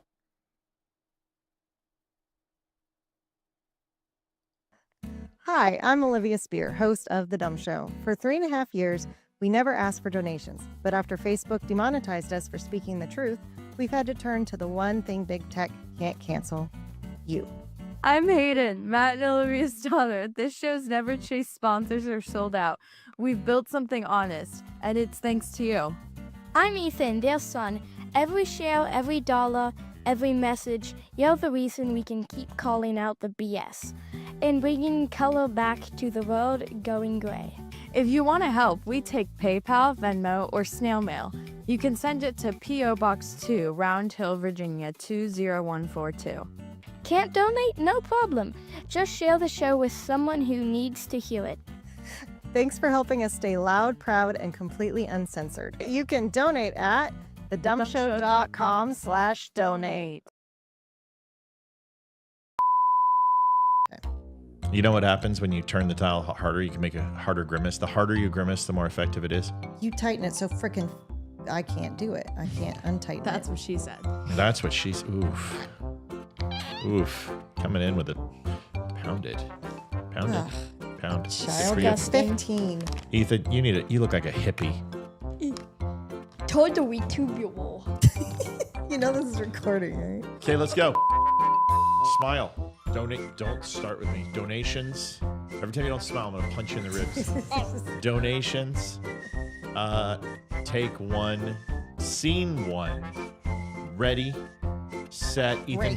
Ready. Don't screw it up. Okay. Ethan, don't mess this up. Ready. Set. Action. No. Whoa. Director calls action, not some stupid toddler. But we've built something There's no but there. Why do you've been doing this since you were 2 years old. Try it again. Just share the show with someone who needs to hear it. He's so much better than you at everything. He's better than Hayden, he's just like, even, it's just, go ahead, Hayden. Thanks for helping us stay loud, proud, and completely uncensored. That's a wrap. Well done, Spear family. I bet we make no money. But we're going to owe them money without. Hayden, do your thing again. Oh, yeah, cut it. Baby shark doo doo doo doo doo.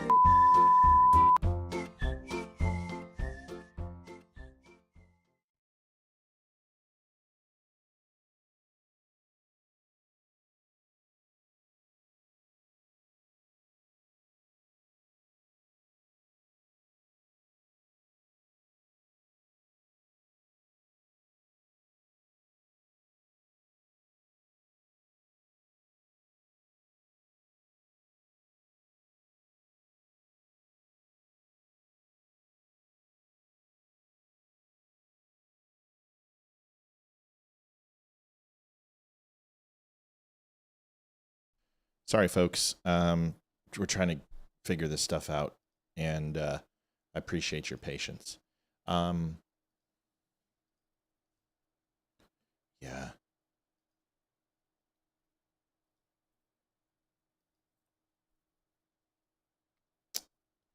Slow night.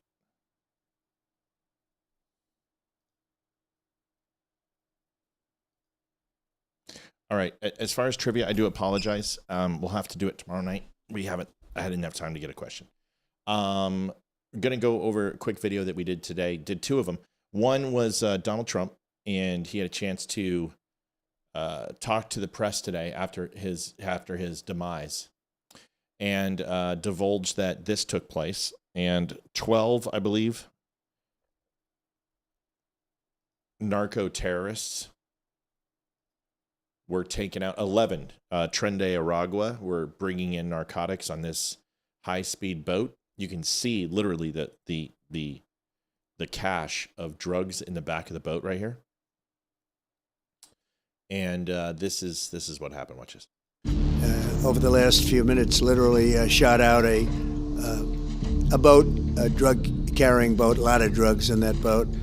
And you'll be seeing that, and you'll be reading about that. It just happened moments ago, and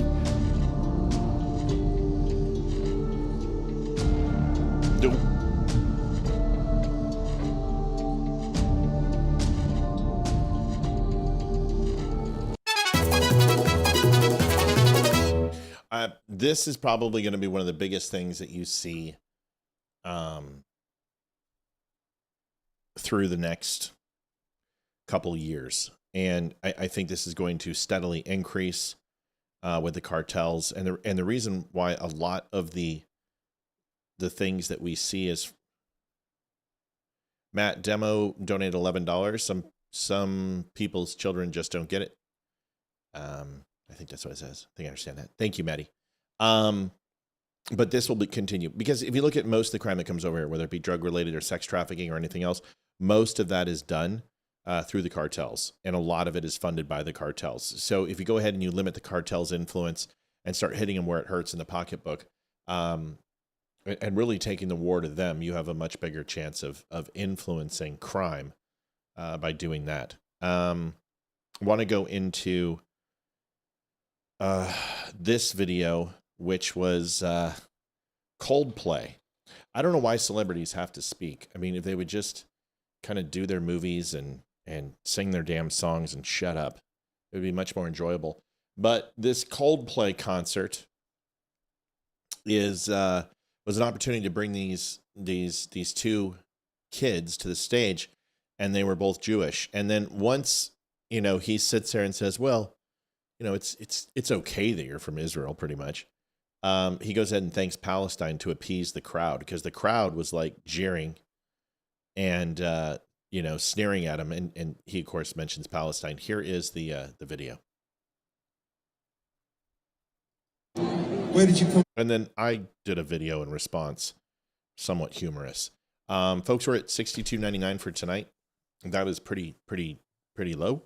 Got to move that needle. So if you had planned on donating, now is the time. TheDumbShow.com/donate helps keep us going, helps the show go, and we would appreciate some help, folks. Means the world to us. Thank you. Here's the video. From Israel. Okay, well. Okay, well, listen. I'm going to say this. I'm very grateful that you're here as humans, and I'm treating you as equal humans on earth, regardless of where you come from or don't come from. Thank you for being here. We're grateful, and thank you for being loving and time. Although it's controversial, maybe, I also want to welcome people in the audience from Palestine, because we have a belief that we're all equally human. And thank you for being here. Yeah, absolutely. Welcome. It's amazing to see you here. First, we wanted to go ahead and thank all our Hindu brothers and sisters for being here tonight. Very, very important. And also the National Steak Lovers Association in the audience. This one goes out to you because humanity is important. Yes, the black community. Absolutely love having you here tonight. Thank you. Thank you for being here. Also want to thank the local KKK chapter because diversity knows no color. Absolutely want to thank our Muslim brothers and sisters. Good to have you here. Round of applause for them. Oh, also the Iowa Pork Farmers Association. Because unity, folks, unity, it's important. Hey, our Indian friends, feathers, not dots. I'm sorry, Native Americans. I love you people. You're amazing. Also, Columbus Day Association of America. Remember, history is for everyone. Hey, are there any Holocaust survivors here? Yeah, there's a few. There we go. Right. Good to see you. Good to see you. Want to go ahead and welcome our local neo-Nazi motorcycle club because fun and riding is for everybody. Unless you were, thrown into a gas chamber, Cyclone B or something. But whatever. Hey, any LGBTQ plus QIA folks? Hey, I can see your pink hair and nose rings. Beautiful, beautiful. Westboro Baptist in the house. That's right. But yes, Westboro. Yeah, good to see you.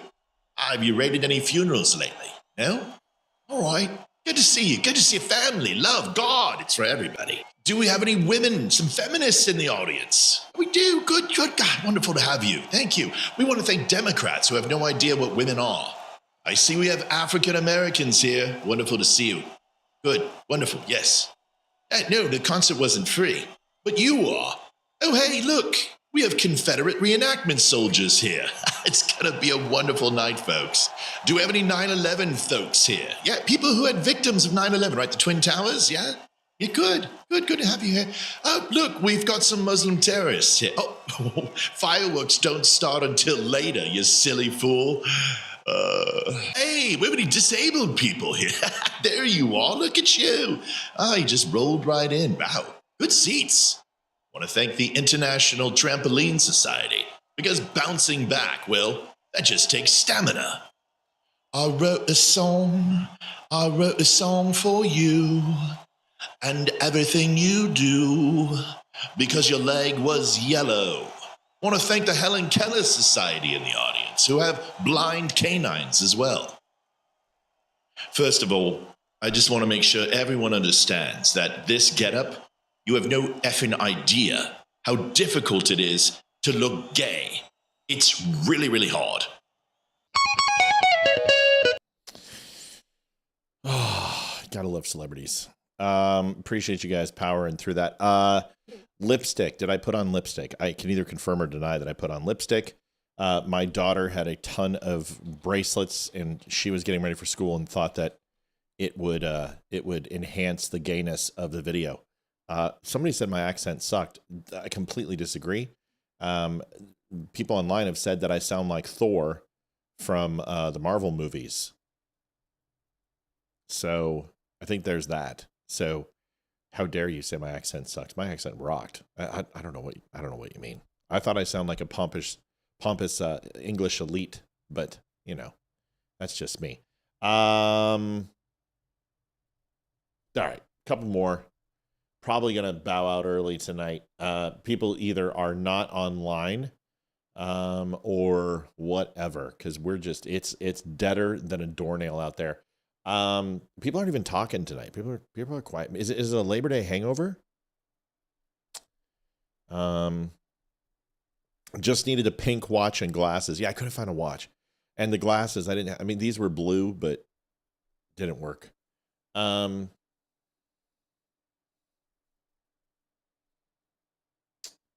see. Okay. Here's a video. This is interesting. You guys are going to hear all about this. This is going to be all over tomorrow. Is that there's this video of somebody dumping something out of bullet. Patricia Good, 2625. Thank God. Thank you, Patricia. That's a little better. 8924. I was wondering if there was anybody out there.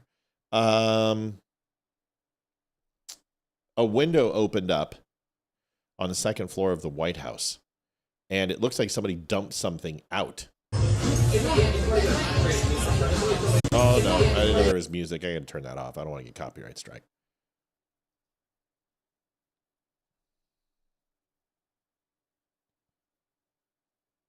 And there we go.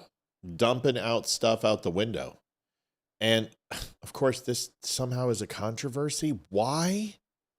Why does this matter? What do you think it is? Hunter's cocaine? You guys didn't give a shit when they found coke in the White House. You didn't care when there was an invalid who did literally nothing except auto pen. And now you give a crap because they're making a renovation in a room and drop something out the window? Who cares? What do you think it is? What do you think it is? Really? But I don't understand. I just don't get it. I don't know what the allure is. I mean, here's the one thing. I just want to ask. I just want to ask him one thing. Is there anything that Donald Trump could do right? Or is there anything in 4 years and 8 months that he has done right? Just name one thing. And I promise you they will not be able to tell us. They have no idea.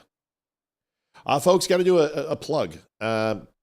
Documents of Freedom sold a couple hundred of these. And they are the Constitution, Declaration of Independence, and the Bill of Rights, all in leatherette books coming from the Library of Congress and Arcadia books, Applewood books. They are amazing. They have a beautiful display case, which is engraved by PFC flags and says the Documents of Freedom, which can be displayed in your library in between books, be used as a bookend, or it can go sideways and show the spine of the books. It's a very, very nice set. The books alone are usually $30 to $38. And then you got to figure a custom case for them. We have them on sale, and they are available right now. We have a limit of 10 of them, which are going to be shipped like September 15th, 17th, somewhere around there. So you're going to want to get them in. If you have not had a chance, you can go over to thedumbshow.com and order them and make a great gift. And we have signed these also if you want us to, and you can send them to friends or family. People have done that, and we appreciate it. We're sitting at 89.24 out of 300. It's a rough night. We would appreciate your help.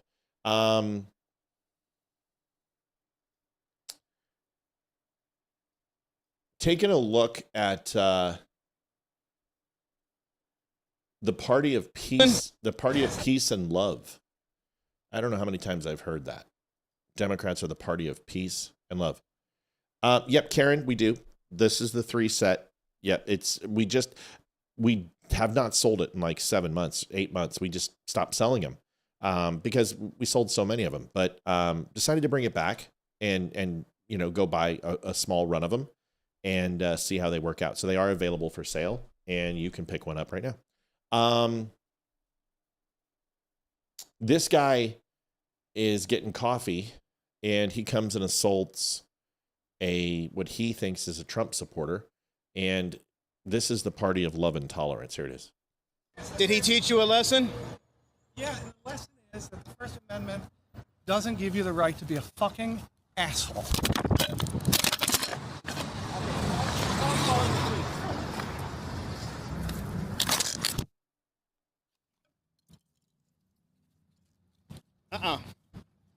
It's still rolling, but now you just assaulted me.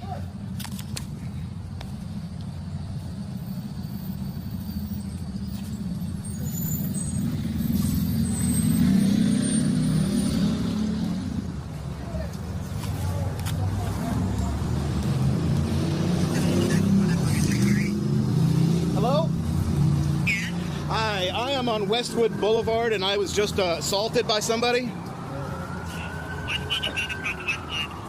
I'm sorry.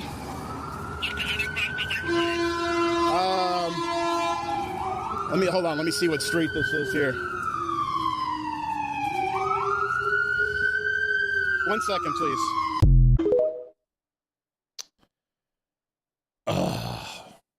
It screams San Francisco to me. I don't know where it was from. And honestly, I don't care. If you get assaulted by somebody, first of all, to be completely transparent, I don't think you should record people. I understand you have a right to do it. I understand you have the right to cuss somebody out if you want to, and if they hit you, it's assault. But you know the reaction it's going to get. And I'm not blaming this guy. I mean, he can do whatever he wants. But when you record somebody and you antagonize these crazy people and then something bad happens, my thoughts are this. If you go looking for trouble, you're going to find it. And my dad always told me, if you start something with somebody, you better be prepared for them to finish it. Oh, JD, I'm so sorry about that. That's okay, but you can hold the money. We're not doing too well tonight anyway, so we can do a trivia question tomorrow. It's totally cool, dude. So I'm not defending the liberal. I'm just saying, if you're going to pull out a camera and start recording somebody, you're going to get a reaction.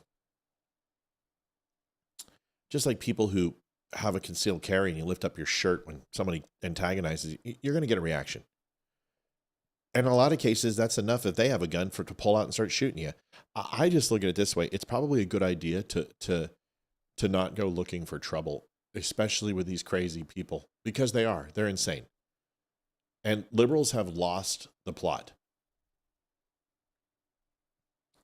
And if you think that I'm wrong, let me show you a video from 1996. And this is Chuck Schumer. And I just want you to listen to how much the narrative's changed. Now, if I told you that 20 years ago, which party was for closed borders?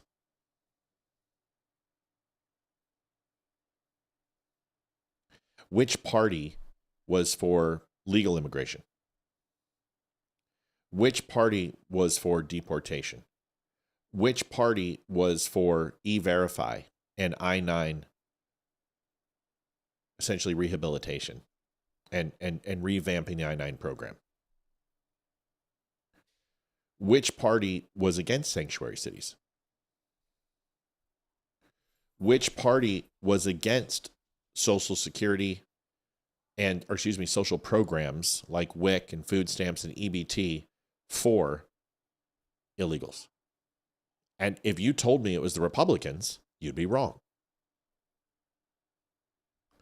Because the Republicans in 84 with Ronald Reagan embraced the Hispanic community. And in 96, the Democrats were against it because they wanted to stop the amount of influx of immigrants coming in that were voting for Republican for the same reason we want to stop it now. But the thing is that they weren't illegal. They were legal. That's the operative word. And they always leave that out. Yep, Rudy Giuliani. We'll talk about Giuliani in a second. So here's a video of Chuck Schumer. And I just want you to listen to the language. This is insane. By the way, folks, $89.24. We have 15 minutes to hit goal. This is it's really disheartening when we come back from this. This is like, doesn't encourage me to take days off, because like now I'm like, oh, fuck, why did I go on vacation? So it makes it hard. So that's where we're at. Let's see what we can do. Hopefully in the next 15 minutes, we can find it to hit goal. Here's the video. Thank the gentleman, salute him for his work on this, rise in support of the amendment. First of all, can someone close this? Social Security card is used from one end of America to the other as an identification card right now. Who are we kidding? If you want to pass a law and says it shouldn't be, I would ask the chairman and the distinguished minority member of the Social Security committee to pass that law. But let's admit the truth. Everywhere people go, they're asked for a Social Security card. In fact, one way to prove you're a bona fide person who can have a job is to ask for a driver's license and a Social Security card. This is an anti-fraud amendment. Over where we go, people say, well, why can't you stop illegal immigrants or others from coming here. And the number one answer we give our constituents is when they come here, they can get jobs, get benefits against the law because of fraud. And here, the gentleman from Florida has put together the most effective anti-fraud measure we can find without it changing the actions of the government one bit. Viewer numbers aren't down, Tommy. We've got 65 on Facebook. That's pretty standard. 22 on YouTube. 44 on... That's all standard. Nope. Viewer numbers are fine. It's not viewers. And we find all this opposition. Ladies and gentlemen of this chamber, what I worry about is that this bill, which started out with good intentions, whether you agree with it or disagree with it, is going to end up being the same kind of thing that the public gets angry with us on. We say we're doing something, and we do nothing. Because every time someone makes a rational and small proposal to get something done, people say, well, what about this hypothetical, that hypothetical, etc. I urge support of this amendment. If you believe you want to stop fraud in immigration, you have no choice but to support this amendment. Gentleman's time is expired. They're just liars, every one of them. And it doesn't matter which one. It doesn't matter which one. Just randomly pick. And it's just ludicrous. It's absolutely ludicrous. It doesn't make any sense. Because if you just go back and look, and you just take a little peek, these people were all for everything that they're against now is what they were for. And it's insanity. It's just absolute insanity. Here's another example. Pritzker. Pritzker was somebody who, Mr. Hollanday, $10.80. Thanks, buddy. We're at least at 100. Thank you, man. We're close to paying for the broadband. Thank you, buddy. I appreciate you, Maddie. Pritzker and the mayor of Chicago. It's a perfect example. Over the weekend, you had 57 shootings in Chicago on Labor Day, and I think it's the count is up to 8 dead. And they seem to keep finding more and more. No, it's 9 dead, because it was 7 this morning, and it's went up by 2. So they're finding bodies, I guess. I mean, this is how normal it is. Oh, well, numbers gone up. It's okay, Angela. It's good to have you here. So you've got Pritzker, who in 2024 for the DNC, because they were so concerned in Milwaukee, Matt Demo donated $11. Some people, no, we already put that in.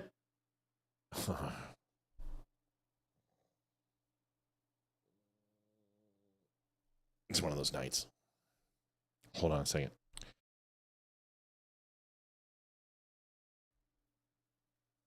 Sorry, guys. I hate donations. Hate them. Fucking hate them. We already put it in. You just doubled it up again. It's okay. It's just one of those nights, and I hate donations. Can we take that out, please? No. Unless it's another one, you got to check.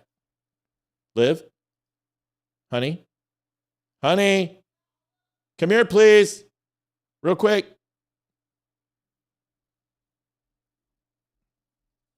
Check to see if it's a double. Okay, I appreciate it. Thanks. All right, so here's Pritzker. No, mom's trying to do it now. She's trying to fix everything. So donations are the bane of my existence. Can I just tell you, I hate them. I hate them. I hate talking about them. I hate asking for them. And I wish we didn't have to. And we just need to keep Facebook going. But I am so tired of asking. It's the most exhausting, repetitive. It's shit. I hate doing it. It would be so nice if we could find a way to coordinate it. So it's just like, we always seem to hit it. So if we could just find a way to know who was going to donate tonight, so we can just hit it and I don't have to talk about it. That's my dream. So like Friday was perfect. Friday we hit it. I didn't talk about it at all. I hate the nights that I have to like really drag it out. I can't stand it. It makes the job horrible because I shouldn't have to ask. I don't want to ask. Like we hear it every night. It's like, can we just stop talking about it? But it's hard because it's the end of the month. People are paying bills. And so you have a situation where it's like, I think people look at the number and go, oh God, $5 won't hit that. But if everyone donated, we're there. It's just that quick, $2, boom. So it gets tiring, you know. You never want, you just want it to be smooth. You just want it to get it and just move on. And I wish we didn't have to care. And I hate Facebook for it. I wish I could sue Facebook. I went through and I actually looked over last month, and Damani asked me about it. He's like, why don't you sue Facebook? To sue Facebook is a $50,000 to $150,000 retainer. And the total case will probably be 3 to 5 years, and it would total over $1 million. That is what it takes. So just can't do it. Here's Pritzker and the mayor being hypocrites. So remember, he used the National Guard and put them out for the DNC convention and use them to protect politicians and big donors. But he's too much of a coward to protect the people of Chicago.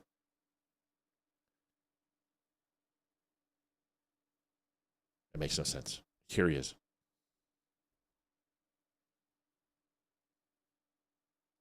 It's okay, guys. It's fine. I appreciate it. No. Listen. Yeah, it's hard enough. You guys do so much. It's just you want to get to a point where Facebook has 500-600 people on, so we can spread it around a little bit. It gets frustrating. The live shows are really frustrating because the growth should be exponential, and it's not. Angela Hill is trying to get you closer, and I love you for it. Thank you, Angela. We appreciate it. 25, 136 is where we're at. Here's the video. First, I want to address the president's unhinged remarks a few minutes ago, begging me to call. Oh, yeah, not Milwaukee. Sorry. Him. No, I will not call the president, asking him to send troops to Chicago. Thank you, Tommy. $10. Don't. Listen. Already. Best you can do right now, but $10 is great. Everyone did $10, we would be at $1,000. That's great. It means the world. It's the little ones that make the big ones happen. So thank you. Fighting crime requires coordination. We have experienced nothing like that over the past several days and weeks.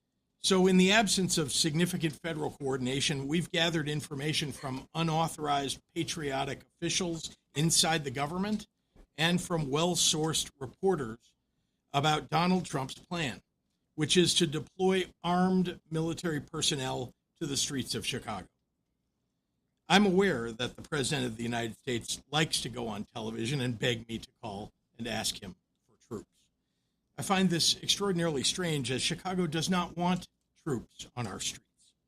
I also have experience asking the President for assistance, just to have the rug pulled out from underneath me when execution meets reality. I refuse to play a reality game show with Donald Trump again. What I want are the federal dollars that have been promised to Illinois and Chicago for violence prevention programs that have proven to work. That is money that Illinois taxpayers send to the federal government, and it's an insult to any and every citizen to suggest that any governor should have to beg the president of any political party for resources owed their people. So First, I want to address the president's unhinged remarks. I'm getting some information. All of it's coming through. That the House Oversight Committee released 33,000 files for the Epstein files. Now, this is probably in response to Ro Khanna and Thomas Massie bringing in the victims of Epstein to speak in front of the House Oversight Committee.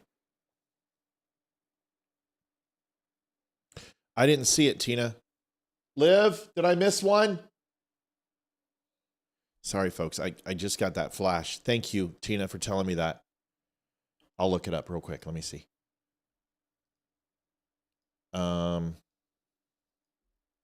Did we just miss one from Chuck? Yeah.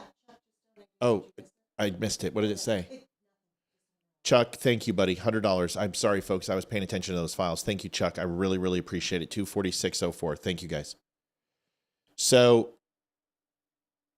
I'm doing this in real time, so hang with me, folks. All the sites are down that have the 33,000 files. I'm going to be up late. If somebody has, yeah, they all these files are data files. They're not going to be downloadable. So they've taken them down. Does anybody have access that where they can see them?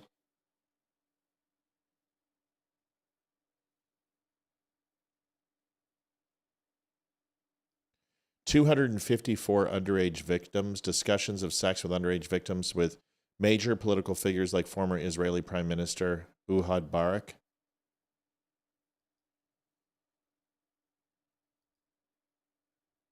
Huh.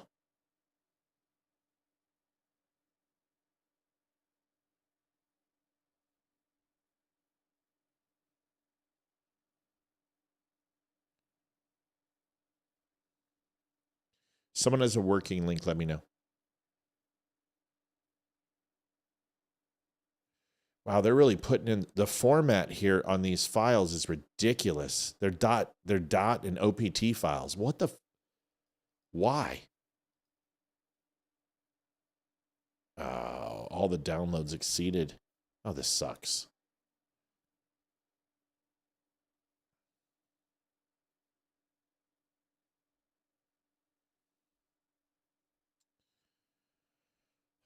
All right, then I guess we'll have to put on Alex Jones. Oh, God. Members of Congress, members of the Senate, everyone has been mistakenly, it appears, reporting.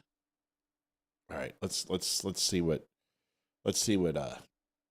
Alex Jones has to say. Who seemed to let go a very good guy today. Whole nother conversation on InfoWars, who I really like. But here we go. Let's go. Damani's friends with him too. Here it is. Ladies and gentlemen, myself, members of Congress. Mel Lowe, thank you for donating, hun. I'm sorry. I'm getting pulled into the files, and you know how I am. Thank you so much, Mel, for pushing us as close as we could to being over. 298.03. Usual suspects. Thank you, everybody. We really appreciate it. Here's Alex Jones. Let's watch this a little bit. Members of the Senate, everyone has been mistakenly, it appears, reporting that there was no new information in the first tranche of Jeffrey Epstein file information. Well, now I've gotten a full copy of what was released, and Thank you, Carrie. I appreciate you. Thank you. $5. That means the world. It's always the small ones that make the huge difference, right? And even with three giant donations in a row, $5 pushes us over the top. So thank you. Listen, we'll get through it. It's tough. It's the beginning of the month. I understand. My frustration is no reflection on the people of this show. My frustration is the position that we're put in by Facebook. It sucks. It just sucks. But it's getting better. I will tell you the best month we've had was last month, probably in 2 years. So I'm hoping this continues. I hope we have the secret recipe of how to do this. We had 10 things go viral last 2 weeks. And I'm thinking I'm figuring it out. I really feel like we're figuring it out. We're making that connection. I'm just looking at a couple things that I put up and seen today. There we go. 6,000 views, 14,000 views.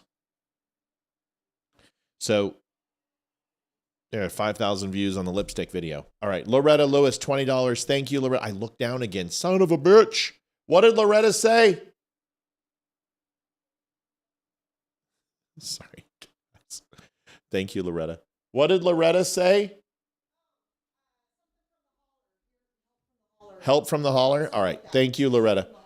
Thank you, baby. On a dive on it in the time, not a super deep one, but I'm already pretty much an expert on this. And when I was reading through this, I saw some documents and bombshell stuff that I don't ever remember seeing before. And we went and checked and couldn't find that is very, very important, including world. Ginger, let me know when you get your check, because that's important. So please let us know. Oh, Melissa, enjoy listening to you in the evening. Love your morning shorts. Hope this helps. Melissa, it absolutely helps. You're amazing. We love you. Thank you. See, you guys, that like, it's never you. It's the frustration is having to do it. I'm a proud man, and I have never had to ask for that. But I know it's a service. I know we're providing a show, and I know you guys love it, and I know that's why you keep it going. Melanie Marino, $10.80. Thank you, Melanie. And I know you guys keep it going, but I hate asking. It just every time I do, it just sucks the joy out of it. I just would rather never ask. But I'm just going to bitch and complain about it. But thank you all. I love you all so much. I thank you. Thank you. Leaders right next to underage girls being supplied to them in these notes. And it's still heavily redacted. So we're about to go through what looks like new information. 95% of this is not new, but whoever gave this to Pam Bondi saying this is everything slipped in a few new things. So I guess technically. Loretta says, I said love from the head of the holler. Okay, got it. Sorry. Thank you. They didn't commit total perjury. But this is really turning into a real life mystery.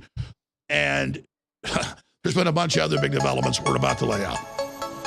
All right, so let's get to it. Let's stop. On air, I was like, wait a minute. I've seen all of this before. Buildings full of hard drives and VHS tapes and things going back 30 plus years, like 15, 16 years ago. But I was covering other people's reports.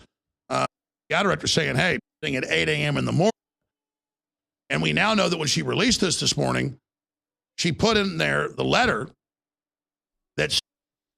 So this is an old one. Yeah, I can already tell it's an old one. Okay, so there's not much on this.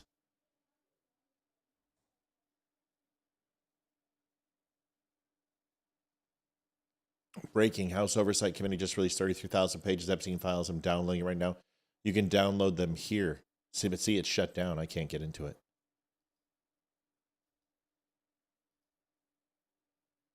Nope.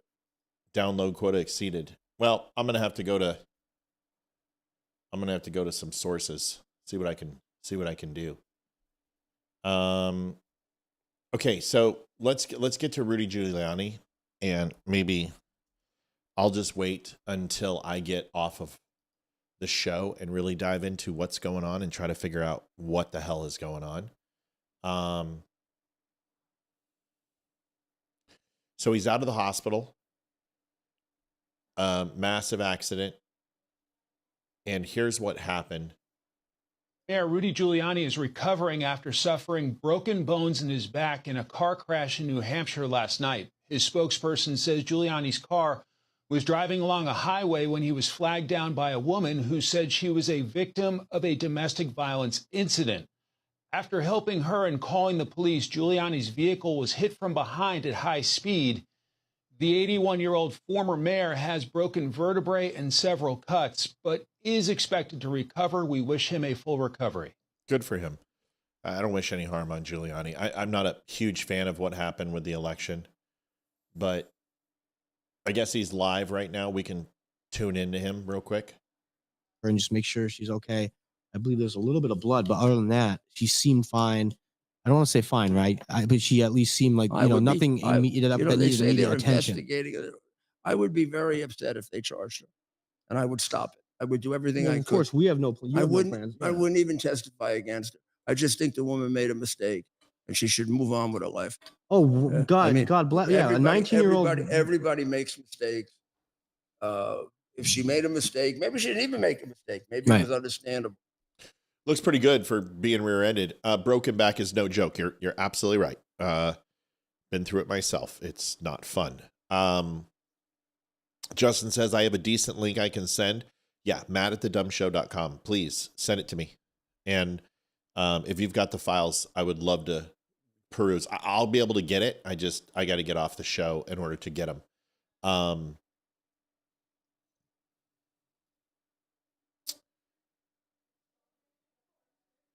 Yeah, this is an interesting thing. So against Nancy Mace came out of a meeting with the Epstein survivors at the Capitol. She declined to answer any reporters. This isn't a shock to me. Nancy is a survivor.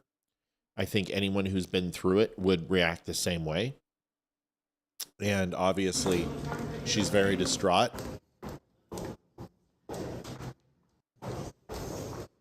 And she has every right to be. I mean, she must have lived through that experience herself, in that room, hearing these people.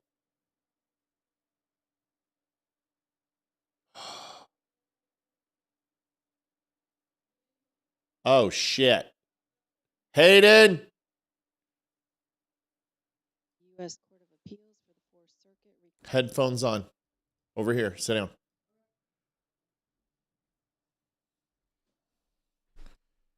You want on camera or not? You care?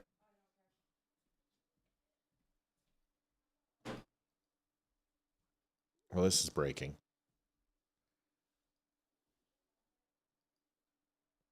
You look so cute in your Def Leppard shirt.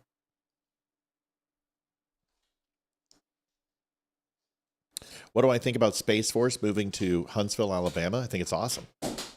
Oh, crap. I think it's awesome. Haiti. Any day now. There you are. Liv, you might want to hear this. Okay, hi. Hi. Can they see me? Yes, they can. Okay. Yes, they can. They can see you. You look great in your Def Leppard shirt. I bet people tell them about your school today. How someone didn't think you knew who Def Leppard. Joanne Townsend, $10. Love what you do. Thank you, Joanne. We love you One too. of my teachers thought that I didn't know who Def Leppard was, and because a bunch of girls wear Def Leppard hoodies and they don't actually know who Def Leppard is. So he went, name 5 songs, and I named like 15. And he was like, well, you're like the first person who's actually like wearing merch that actually knows who they are. And I was like, I got this at their concert that I went to. And then he was really embarrassed because he'd never been to a Def Leppard concert, and I've been to 2. So yeah, I beat him. Liv, we're gonna bring you in. Okay. You're gonna want to hear this.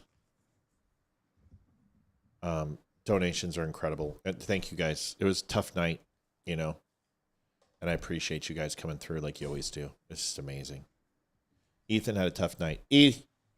Yeah, he's like, I'm never doing donations ever again. What's going on with donations? Come here. You did fine. Come here. Give me a hug. He had a hard time with them. You did fine. Oh, these headphones sound weird. You did a good job. I love you. Don't worry. Hey, it's hard sometimes. Dad was frustrated, and I apologize. You're amazing. And I love you. I'm showing Mom something. Where is your camera, Liv? Not sure. Oh, you're pointed in the wrong spot. All right. Well, you don't want to be on camera anyway. No, right? I'm good. Thank you. All right. So we'll just put you down here. All right. Listen to this, and then I want comments. This is we got 142 on. A bunch of people just came on. So this is the Loudoun County School District. Ooh. LCPS just voted. And I figured you'd want to hear it since our daughter goes to this school. Yeah. And my wife is very interested. And this is the decision on the transgender bathrooms and men changing in women's bathrooms and the inclusivity of having opposite sex in sports here in Virginia. Here it is. Voting on my motion on the original.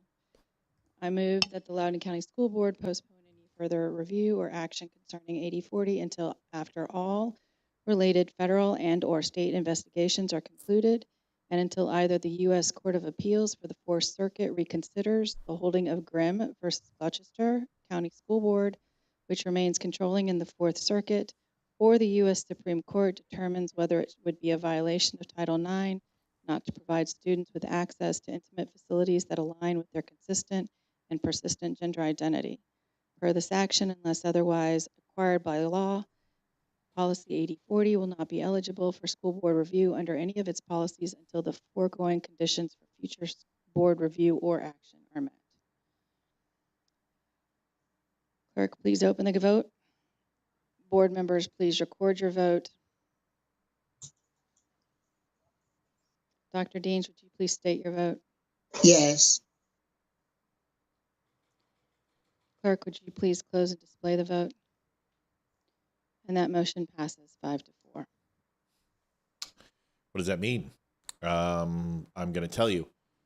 So essentially, transgenders in bathrooms, girl sports, men and girl sports, changing inside locker rooms has been essentially passed until all federal and state investigations and Supreme Court decisions have been made, which could be years. So they can still go into the bathrooms. Well, that fucking pisses me off. They're defying Trump. That's what this is. Yeah, I already got the email a couple weeks ago that said, even though it was put down, that they were. This is the vote tonight. It just happened. I know. So you didn't get an email. Well, it was about something different. I know. So why did you say you got an email? It was something along the lines of transgenders in bathrooms. It wasn't this.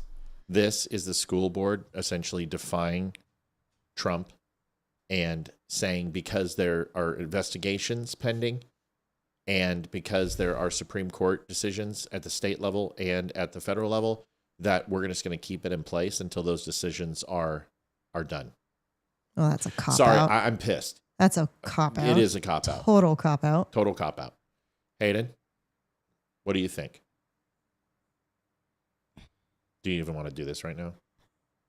I was really hoping that they would not be able to be in the bathrooms anymore or the locker rooms. That pisses me off. Have you had to deal with boys coming in the bathroom when you're in there or locker room? Last year in theater, I did during the dressing rooms. I mean, it's theater. Everyone's gay and trans. And so theater's for the girls and the gays. And there were definitely a few transgender girls who were biologically males who changed in our dressing room, and they changed in the bathroom. It's not like they full blown went, oh, here's like a peener out in the open. They changed in the bathroom, but there was still like biological men walking into our dressing room to change, and it was really weird. And then it was even weirder when the biological females who identified as men changed in our dressing room. Like, just go to the main hallway at that point. Go to the gender neutral dressing room. If you are identifying as a man, why are you changing with women? And if you're biologically a man, why are you changing with women? Change in the gender neutral one, but they don't. Did you bring it up to your teacher? No. There's no point. Yeah, she's just going to get targeted and labeled if she does. And it's not like I had a problem with it, because I'm not going to name drop, but I knew the few people who were doing it, and they were all super, super, super sweet people. And by Mamma Mia, we had done 4 shows together. So it wasn't like I could just like end that friendship and then put a name on myself for the next 3 years and the company that I'm going to be in for the next 3 years.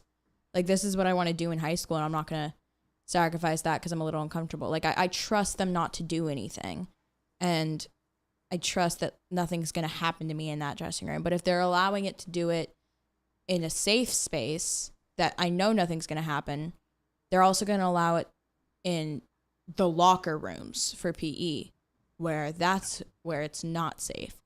That's where I trust maybe one person in my PE class. I have no friends in my PE class. I change in the locker room by myself. If there's a biological man in there, I will throw hands. Like, I'm just not doing that. If I don't know the person, it's awful, and they shouldn't allow it, period. I feel like theater is a very big gray area, because people change in front of each other in theater all the time. Yeah, everyone's comfortable I hate to say that, but everyone's comfortable with everyone. During Beauty and the Beast, I think every single person saw me change at least once, boy or girl, just because I had so many quick changes. I had to get out of a corseted dress into another corseted dress in 45 seconds. The second I got out of the view of the audience, I was stripping backstage. Like, it's in theater, everyone sees everyone, so it's a very gray area with the whole trans thing. But in PE and sports and stuff like that, it's weird. I'm not comfortable with it in any way, shape, or form. The fact that they're pushing that on us is a little ridiculous. Yeah, well, they certainly are, and they're taking the easy way out. And this just helps Winsome Sears. She now can run on this and say that the school board did this. I mean, she basically could flip Loudoun County. It'd be hard, but she has some influence. So if I was Winsome Sears, I would be making a campaign commercial. I would come on the Don't Unfriend Me show and talk about it and what this means. I just thought you'd want to know. Yeah. Well, I'm glad you told me. Yeah, you seem excited. You're such a good communicator. You really articulate very, very well. You sound like your old man when you talk. You do a good job. I mean, this doesn't really affect me directly because I'm going to be out of PE in, 8 months? Yeah. I have 8 months left of PE, and I have PE every other day, so in reality, it's only 4 months, not counting holidays. Like, it's not a lot of time left in PE, but... It's still the bathrooms. Yeah. Still. They do have gender-neutral bathrooms in our school that if you're non-binary or if you're trans, like, they will yell at you and give you ISR if you go into... What's ISR? In-school restriction. It's basically you're suspended, but you still have to physically go to school. You just sit in a room for 8 hours and do absolutely nothing. Yeah, ISR in my world is completely different. Intelligence, surveillance, and reconnaissance. So I'm like, why are you guys doing ISR? Yeah, no. If you're trans or non-binary, you will get ISR if you go into a bathroom that isn't the 600 hallway, then transgender neutral and stuff like that. But locker rooms, it's not how it works. Okay. I know at Harmony there was a trans girl who was actually my friend. She was really, really sweet, and she refused to go into the locker rooms out of a respect thing because she's biologically a male, and she refused to go into the locker rooms out of respect, and she sat outside and she would come to school in her gym clothes. But I know trans people who wouldn't do that, and they would go into the locker rooms. So it's just a really big gray area, and I think Elizabeth says, wait till a girl gets hurt and then see what happens. Well, they already have. That already happened. That happened twice, rapes. and it probably has happened more than twice, but people won't speak up. Yeah, this has been a huge thing in Virginia for a while, but 2 girls were raped by the same transgender boy pretending to be a girl. And so this is no joke. I mean, it's superintendent and the public safety officer, information officer are in jail for that. Yeah. And then the father got beat by the cops because he was speaking out at a school council meeting. They beat the shit out of him. It's serious out. I mean, Virginia's no joke. I mean, this election is huge. Yeah. And Winsome Sears needs to get her ass in gear and get on this show and get on every single podcast she can and get on the radio and have herself be seen. But right now, she should literally be campaigning at the schools. I mean, this right here will win the election for her. Is that she can say as governor, I will write an executive order that denies the suspension of this decision and force a decision based upon the current evidence that we have that this was rushed and the safety of our students is more important because these schools have an option. The option is gender neutral bathrooms. And completely eliminate them from being able to change in a public area. It's so stupid. It just doesn't make any sense. So Winsome Sears needs to win. Okay? Yep. Another thing that makes me mad that is like completely unrelated to the whole transgender thing, not at my school, because my school is actually great and Dr. Ship understands that it's the stupidest rule ever and he doesn't care. But in Texas, a law was passed where students cannot bring their phones to school. They cannot bring their phones to school. If they get caught having a phone on them, their parents have to come pick it up. If they get caught having it on them more than twice, like they legally don't have to give it back to the parents. If they get caught bringing it to school, if they bring it to school, they have to turn it in to the main office at the beginning of the day, and they can get it back after the day if you're like in a sport or something.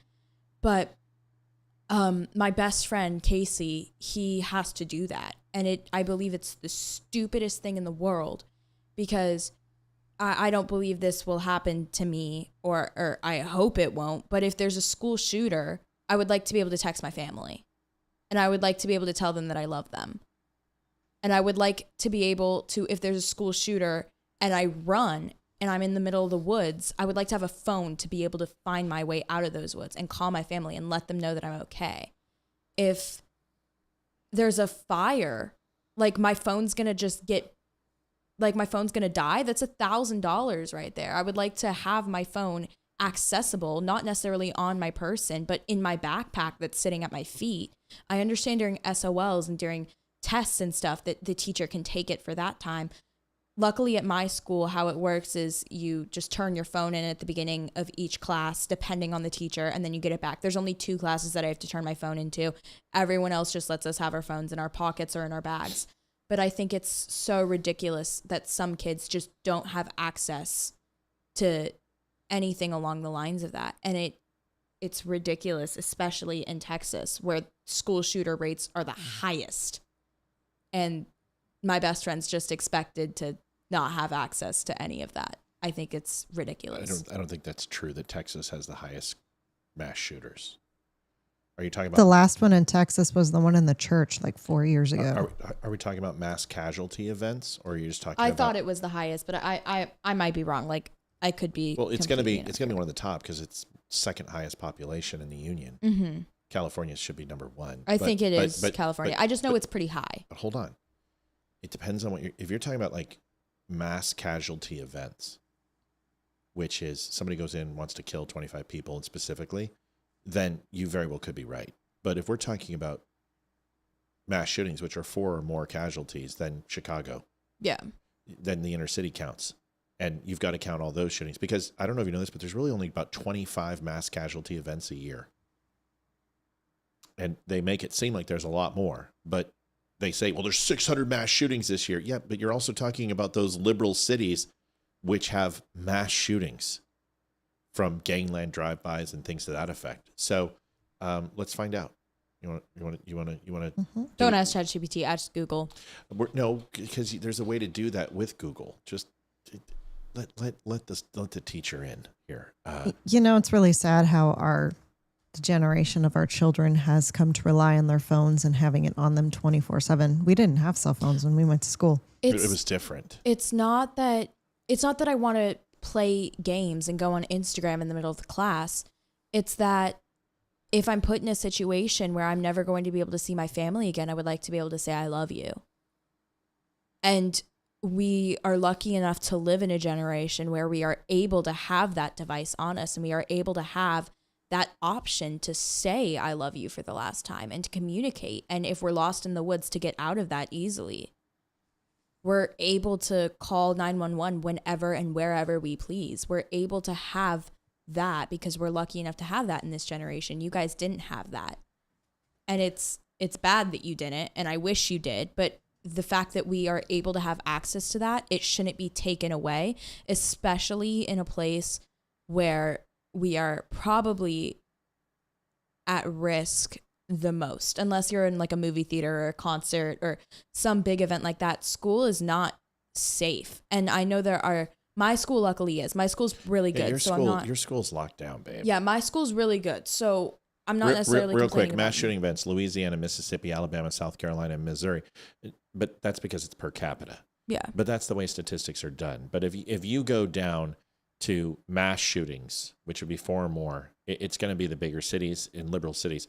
But if you go to mass shooting events, honestly, Virginia might be one. Virginia Tech has been hit what? Oh, Virginia Tech does get hit a lot. Virginia Tech's been hit like 2 or 3 times. So it doesn't matter. But the point is, I'm not going to debate that with you.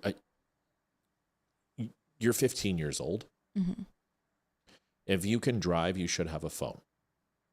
And the schools should I think they should collect them before class. They do that. I know. I think that's a great thing. I think having it in the room, and if there is a shooter, you can grab it in less than 5 seconds. If there's a fire, you can grab it on your way out. If there's an event where you need it, you can get it easily. Right. I think that's perfectly fine. I don't think that it's okay to do what Texas is doing. The law that they passed, I think that's utterly ridiculous and entirely unrealistic to believe that children would give their $1,000 devices up because the school told them to. I don't think that's realistic, and I don't think it's safe, especially with some of the low security that Texas schools have. We were lucky enough to come from a very, very rich county in Texas. Our schools were amazing. The security was amazing.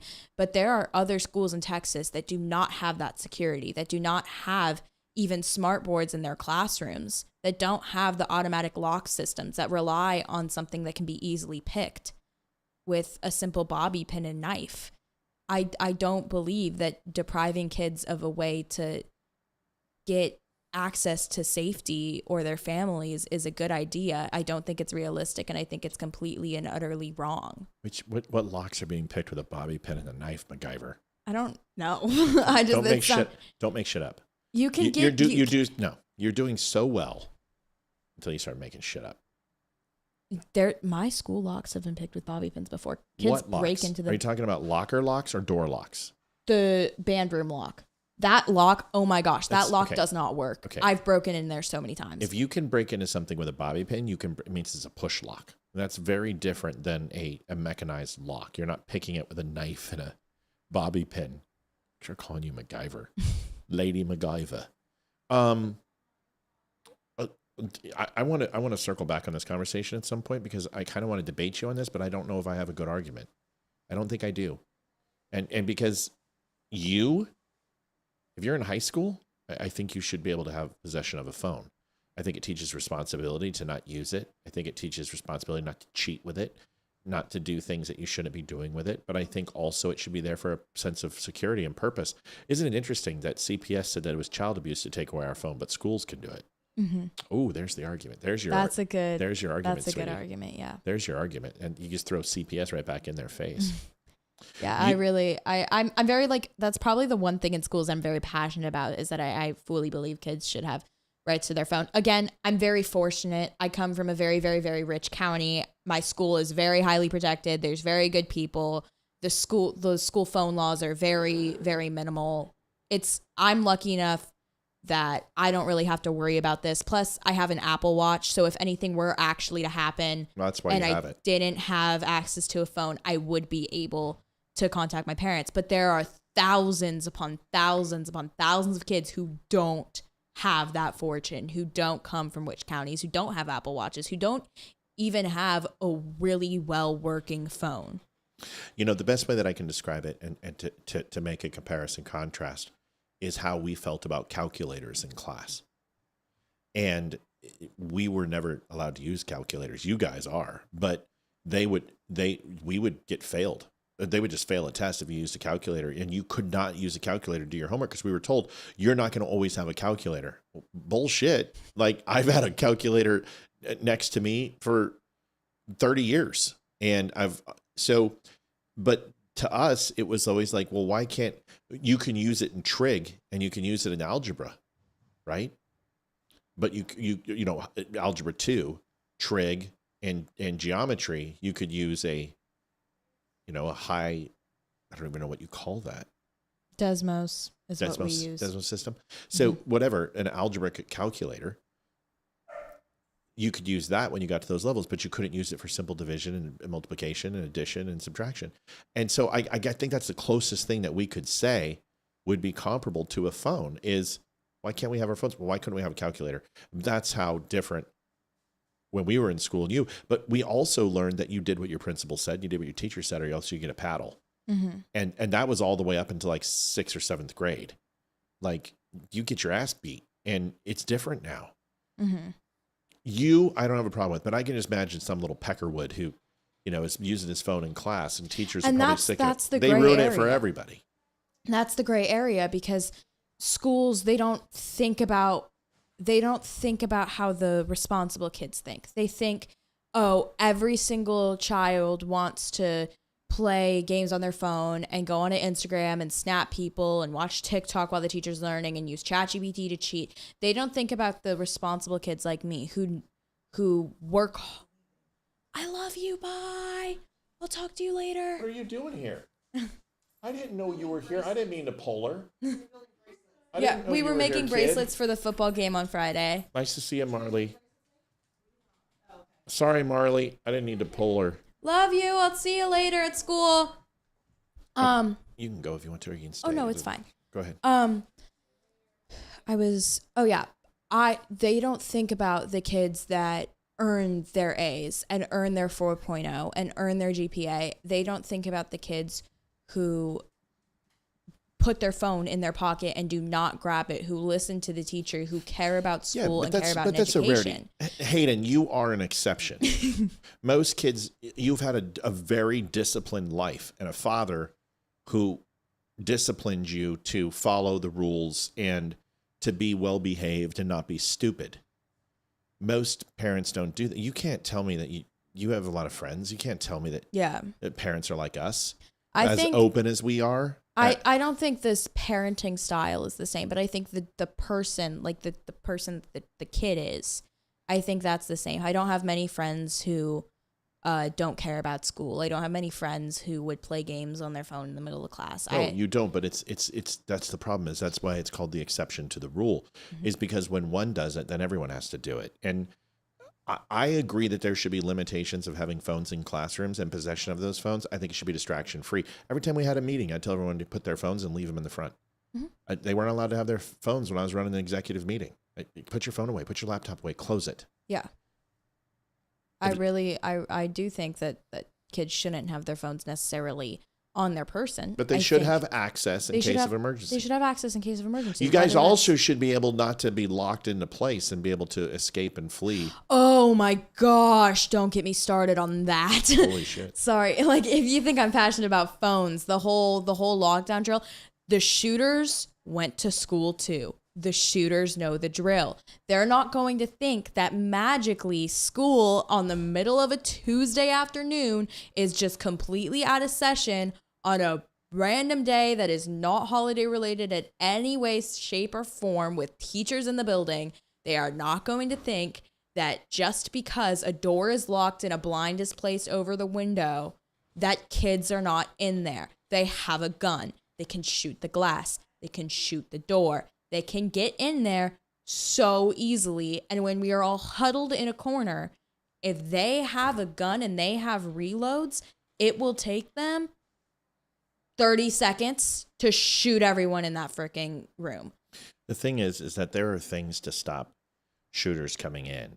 And it's a very simple process. And they have these plastic slips, which are grooved to allow the circle of hinges on a door to go into it. It's a piece of block plastic. And it goes in, and that way when you try to open the door, the left side of the plastic pushes on the right side and that door can't open, and it just slides right on.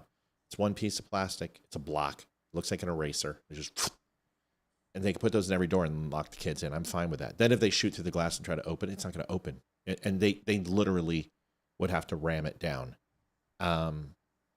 But our school doesn't have that. Our school has doors that... They have hinges, honey. They do. They do have lockable doors, but those locks They don't need to be locked. so- You're not listening to me. They don't need to be locked. It slides over the hinge and it makes the door unable to open from the outside. Mhm. So here's the door. 3 hinges. Put it in the middle hinge, and when you push the door in, it's a block that stops it. And it won't. Okay, so should teachers have guns? Should you have a concealed carry trained 30 hours of concealed carry training and close quarter combat techniques from a defensive standpoint? Should teachers be? I believe that some should, but I also... Not all, right. I believe that you have to go through a lot of training and a lot of, like... I think... that's a very gray area question, because I know that there are some teachers in my school who I would skip their class if they had a gun. I would not be comfortable if they had possession of a gun. And not that I think that they would do anything like bad with that necessarily. I don't think any teacher at my school actually wants to harm kids, but there are some weird teachers in my school, and I would not feel comfortable with a few of them having guns in a building they know their way around, and that's just something I wouldn't be comfortable with. But I think veteran teachers, I think they should have guns. I think. Can I tell you how important it is to me that you say veteran correctly versus veteran? Oh, people get on me for saying nuclear versus nuclear. It's nuclear. No shit. I hate Aiden. when people say nuclear. It makes me mad. But it's a coastal thing. That's why. The left coast says it nuclear. And it's just the way it is. And so I've trained myself not to say anymore, but I'm big on the veteran shit. Yeah, veteran. I say veteran. Well, that's because you're articulate. I think veteran teachers should have guns. I think if you as a principal are not capable and not responsible and not trustworthy enough to have a gun, then you shouldn't be the principal. I think principals should have guns. Assistant principals should have guns. I think the ladies in the front office should have guns, because that's a very big thing. I think the ladies. Then you should arm everybody. I think the ladies in the front office should have guns. See, let me ask you a question. Mm-hmm. So, and then we'll go because it's late. Here's my question: when you are in a school shooting situation, out of all the things you could possibly have, a phone, a transportation device, a cloaking device, whatever. But in reality, what's the one thing you're going to want more than anything? If you're in a school shooting, what do you want? Is this a person or an item? You could have an item. One thing. Yeah, if it's a person, I think you know what you're going to. Who are you going to pick? The Taylor Swift. Yeah. Trust. I need to say hi. No, if it's a person, I would get you there. But if it's an item, what do you want? You going to bed? Okay, you want to talk? Get in here. You got to move the camera. The camera. You know what? I'll put us on the widescreen. Just go. Is that cricket? I don't know. Don't start. You're gonna make me change it. So what's the one thing you want? You're in a shooting. What do you want? The only thing you're gonna want. Probably a gun. A gun. There's no probably about it. You're gonna want a gun, right? Mm-hmm. So therefore, the answer to that is you should arm people. All right, Ethan. What's your thought? You want to come in here? I just want to help talk about the school system and stuff like that. So. All right. Any questions? So should teachers have firearms to protect the students? I do have to agree with Hayden. Yes, some of them, and there are definitely some weird teachers in Mr. Schoenfeld. Yes, in a school. What is he, gay? Oh. Is that a yes? You can't. I don't know if I can say it on, it's a legal thing. I don't know if I can say it on. We don't really know. No one's gonna sue the podcast because a guy's gay. No, we don't really know what he is. He was taken to court for assaulting students. You don't have to whisper. They're gonna hear it. Okay, I'm not gonna say the name, but he was suspended from the middle school that I went to for a year and a half, and was in a under a bunch of different things because he assaulted a student. Did you? Okay. Is this rumor? No, this is true. It's true. How do you know it's true? Because he was suspended from school for a year and a half. But that's because it was pending an investigation. He wouldn't be back unless he was found innocent. That's the way that works. Listen to me. Slow down. Listen to your father. It's LCPS though. No, that's not true. Hold on, stop it. Both of you stop. Listen to me. If a person is under investigation for inappropriate contact with multiple students and they are suspended for a year and a half and they're allowed to come back, it's because the charges were either dropped or there was enough evidence or he was found to be innocent of what he was accused of. Do you agree with that at least? There wasn't enough evidence. I think that is what happened. No one really knows what happened. Nobody really went to the court case. But they're... Give me a last name.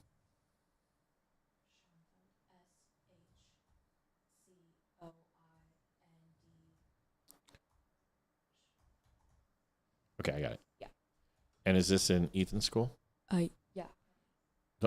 They can hear you. Oh, whoops. I can mute the mics if you just give me a second. Thanks, Hayden. It's okay. We're kind of... There's an I in there. It's okay. In his name. We're going to figure this out.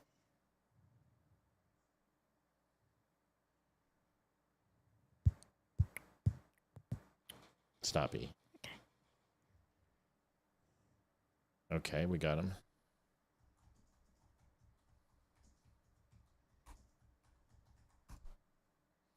So while we're looking this up, Can I say the story of what happened with him? Is this because it makes hold on? You asked me a question. You want me to answer, or you just want to keep going? Yeah. Okay. So, yes, you may tell me if it is actually factual. Okay. And which means that you have to have evidence and proof of what you're telling me. Mm-hmm. Because the moment that you speculate, you have to. I would recommend you saying that this is what I heard before you start casting aspersions on people. You know what I mean? Yeah. Okay. So everything that I am saying from here on out till I say no longer, it might be true. It might not be. This is something that I didn't witness firsthand. In our grade, we were the first to experience stuff with him because we were the first coming back from COVID. And he, like, with COVID, it was this whole thing. Like, it was really, really bad. If you even remotely went 6 feet with a student, it was hard. Incinerator garbage disposals are the only garbage. So we were, the class 2028 was the first class in 6th grade. And there were maybe 4 months into school. Scott, first of all, I want to talk about why did you go to that school? Is that him? No. 4 months into school, there were 2 girls who had started, like, who told their close friends that he was being very, very weird in class. And he was a typing teacher. So if you were sitting with bad posture, he would come up to you and physically fix your posture. And he did that to me several times. He kept his hands where they should have been with me. But with other girls, from what they had said, instead of just fixing it by the shoulders, he would allegedly fix their posture by a different body part. And what, like their elbow? No. Oh. And it's not funny. I'm sorry. According to what these 2 anonymous girls had said, it had happened more than once. According to them, it escalated near the end of the 2nd quarter. And then because it was a semester class, they got switched out. That was kind of the end of it. Everyone just was like, oh, it's a rumor. It's not true. Then another girl from a completely different friend group who had no correlation with the first original 2 came forward, and she said that he started doing the same thing to her about 4 weeks into the class. This is when I had him, and I was looking around, and I was very, very on edge every time I was in that class, because at this point I had heard 3 stories, and I saw the way that he looked at other girls. I saw the way that he looked at us, and that was something that I was already very speculant of, because he did not look at us like a normal teacher would look at kids. And then a girl from my class came forward and started saying that he was doing the same thing to her. And so I watched that, and he was definitely around her more than he was around any of the other girls. And I never saw anything physical happen to her, so I'm not going to say that I did, but he was definitely around her a lot more than he was around everyone else. Near the end of 6th grade, the rumors had kind of spread wild. Everyone knew, and daily, more and more people started going to counselors about it. Then summer happened, it was dropped, everything kind of moved out of the way. I think a total of 11 girls came to the counselor with their story, but there weren't cameras in the room because there aren't cameras in classrooms. Okay, so stop. I want to make sure I understand this. Okay? Mhm. Ethan, have you heard the same stories?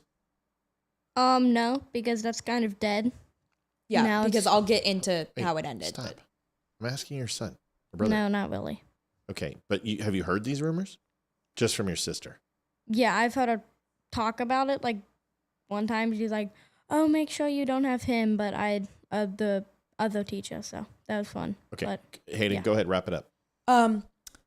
3 weeks into 7th grade, I'm sitting on the bus and one of my friends comes and tells me, blank, blank, blank, insert name here, is suspended from Loudoun County Public Schools. And I was like, what? This is amazing. What happened? A girl came to her counselor and told her counselor that 3 weeks into school, this is what happened. She's not gonna deal with it anymore. She's not doing this. And that if the school doesn't do something about it, she will take it into legal matters and go to a court and go to the police and handle it herself. Okay. And so the school finally did something about it and he was suspended. And I'm not sure exactly how long he was suspended. He did not come back 7th grade. 8th grade's a little foggy because I really was nowhere near his classroom. But I remember seeing him back around 2nd semester of 8th grade. That's the first time that I saw him again. He could have been back before that, but they put a Hold on, teacher everybody. assistant.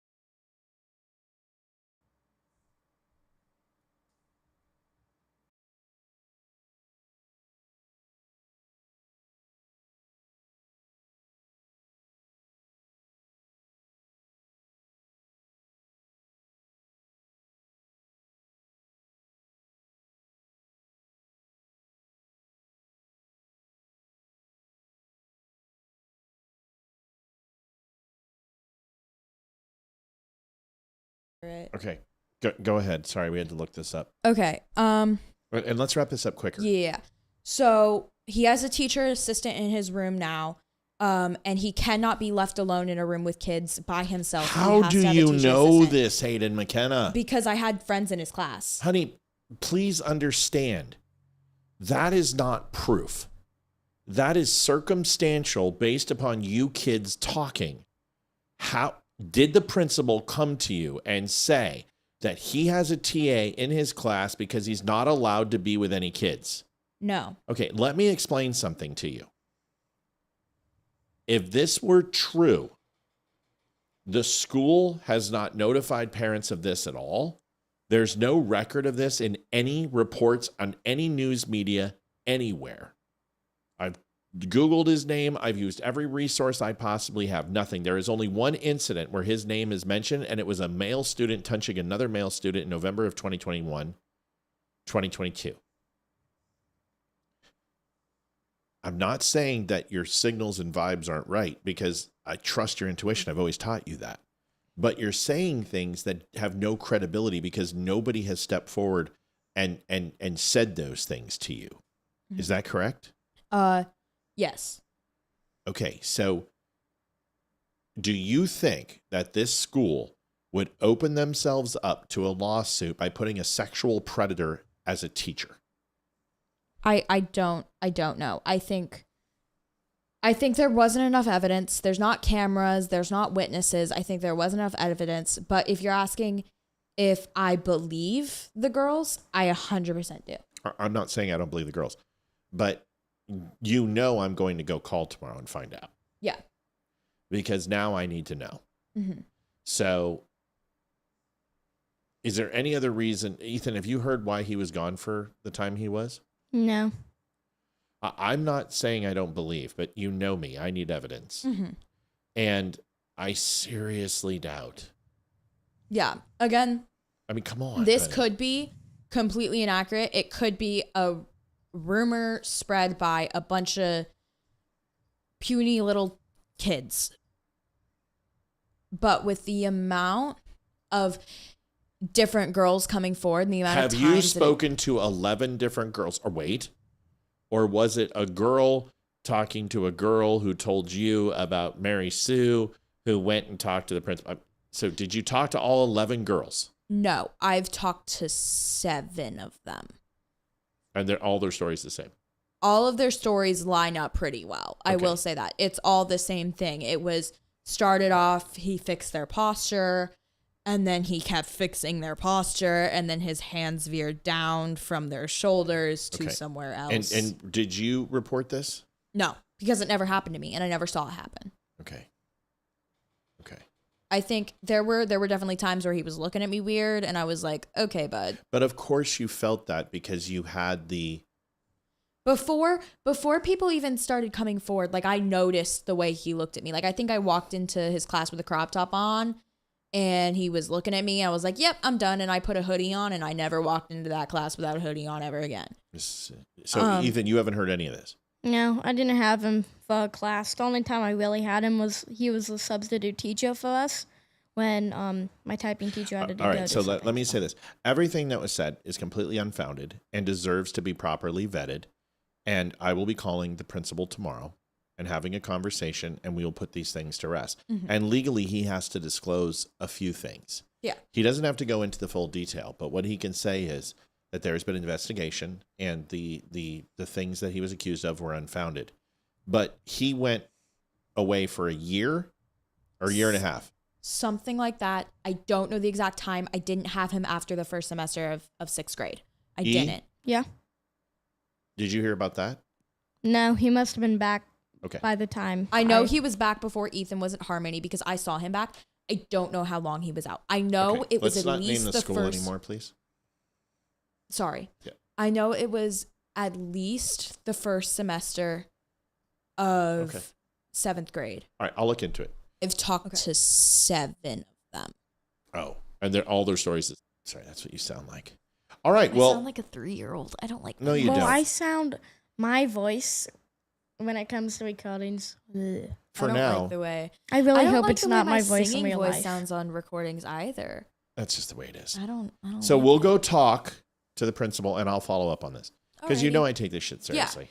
I know you do. Mr. Walker was our teacher that everyone said that he was weird and that his breath smelled like, something died. Yeah. And that he would look up all the girls' skirts. It was a lie.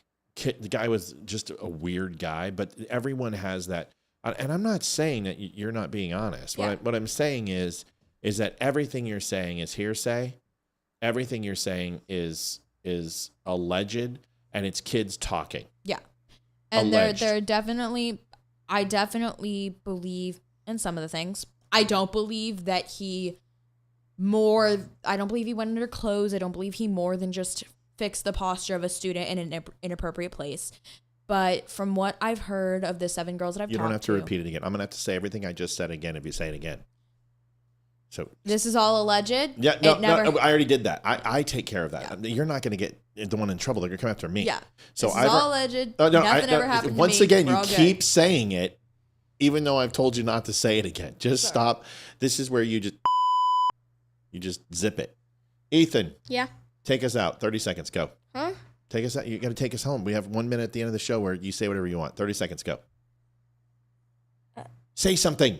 Anything. Hayden, give me back my hoodie. That's mine. Yours is on the table outside. Okay, good. This is mine. Hayden, 30 seconds. Go. Hayden, 30 seconds. Go. Wait, can I talk about anything? Yeah, but for 30 seconds only. Okay, so Oh my God, in Taylor case you Swift and guys Travis don't know, Kelce Taylor. are Okay, in case you guys don't. I've got the control panel. No, it's my 30 seconds. You can't take my 30 seconds away from Folks, me. thanks for watching the Don't Unfriend Me show. Take my 30 seconds away from me. Give me my. I have. You may not. Speech. You may. I will use my First Amendment. Freedom of speech is not available in this I house. called My it First too. Amendment right. Okay. I'm Okay. like, Anyway. oh my God, You were- guys. In Taylor case you Swift guys and didn't Travis know, Kelce got- Taylor Swift and Travis Kelce got engaged, and Taylor Swift is announced her 13th studio album. She announced her 13th studio album on August 13th, with your and hosts. her 12th studio Okay, that's album it. You're done. is coming It's out up. Nobody October cares. 3rd, and I'm Nobody- really excited, and that's the Stop banging homecoming the game. table. Okay, bye. Stop banging the table. Okay. Stop spitting it. Okay, you're done. You guys were great for 30 minutes. Shut up. 30 minutes. You guys were fine, and now it's all melting down. Folks, be quiet. Seriously, we're done. Folks, thanks for watching the Don't Unfriend Me show. We'll see you guys tomorrow.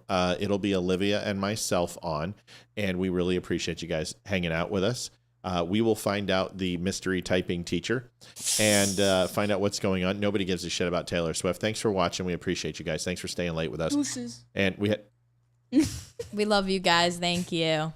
Thanks for being awesome, like you guys always are. Say hi to Mel. Mel's on. Thank you for the donations. Hi, Mel. Thank Thanks you, for Mel. the steaks. Oh my God, that dinner was the best thing I've ever had in my entire life. We had the chicken breast tonight. We did. They were were very, really very good. good. Okay, anyway. Chuck, you're the guy. You're the man. Everybody who donated, everyone who's helped out, we appreciate you. We'll see you guys tomorrow. Good night. Thanks for watching the Don't Unfriend Me show. Taylor Swift. Okay, Darren. Darren. Leave Dabs alone, man. Dabs awesome. He's a nice. Don't talk to an adult like that, especially on this show. I don't. Talking Taylor Swift. Hayden. I'm joking, Darren. I love you. Thank you. You don't call him Darren. It's Mr. Dabs. Mr. Dabs. And he's right. Nobody cares about Taylor Swift. I care about Taylor Swift. We don't care that you care. Okay. All right, everybody. She's just teasing. All right, we'll talk to you guys tomorrow. See you tomorrow. Thanks for everything. Bye. Adjusting transmitter output. This is the Don't Unfriend Me show with your hosts, Matt, Leroy, Amy, and Olivia. Geopolitics, military analysis, and election coverage. Coming to you live on all major social media channels at The Dumb Show. Honest, direct, unfiltered. We can agree, we can disagree. Just don't unfriend me.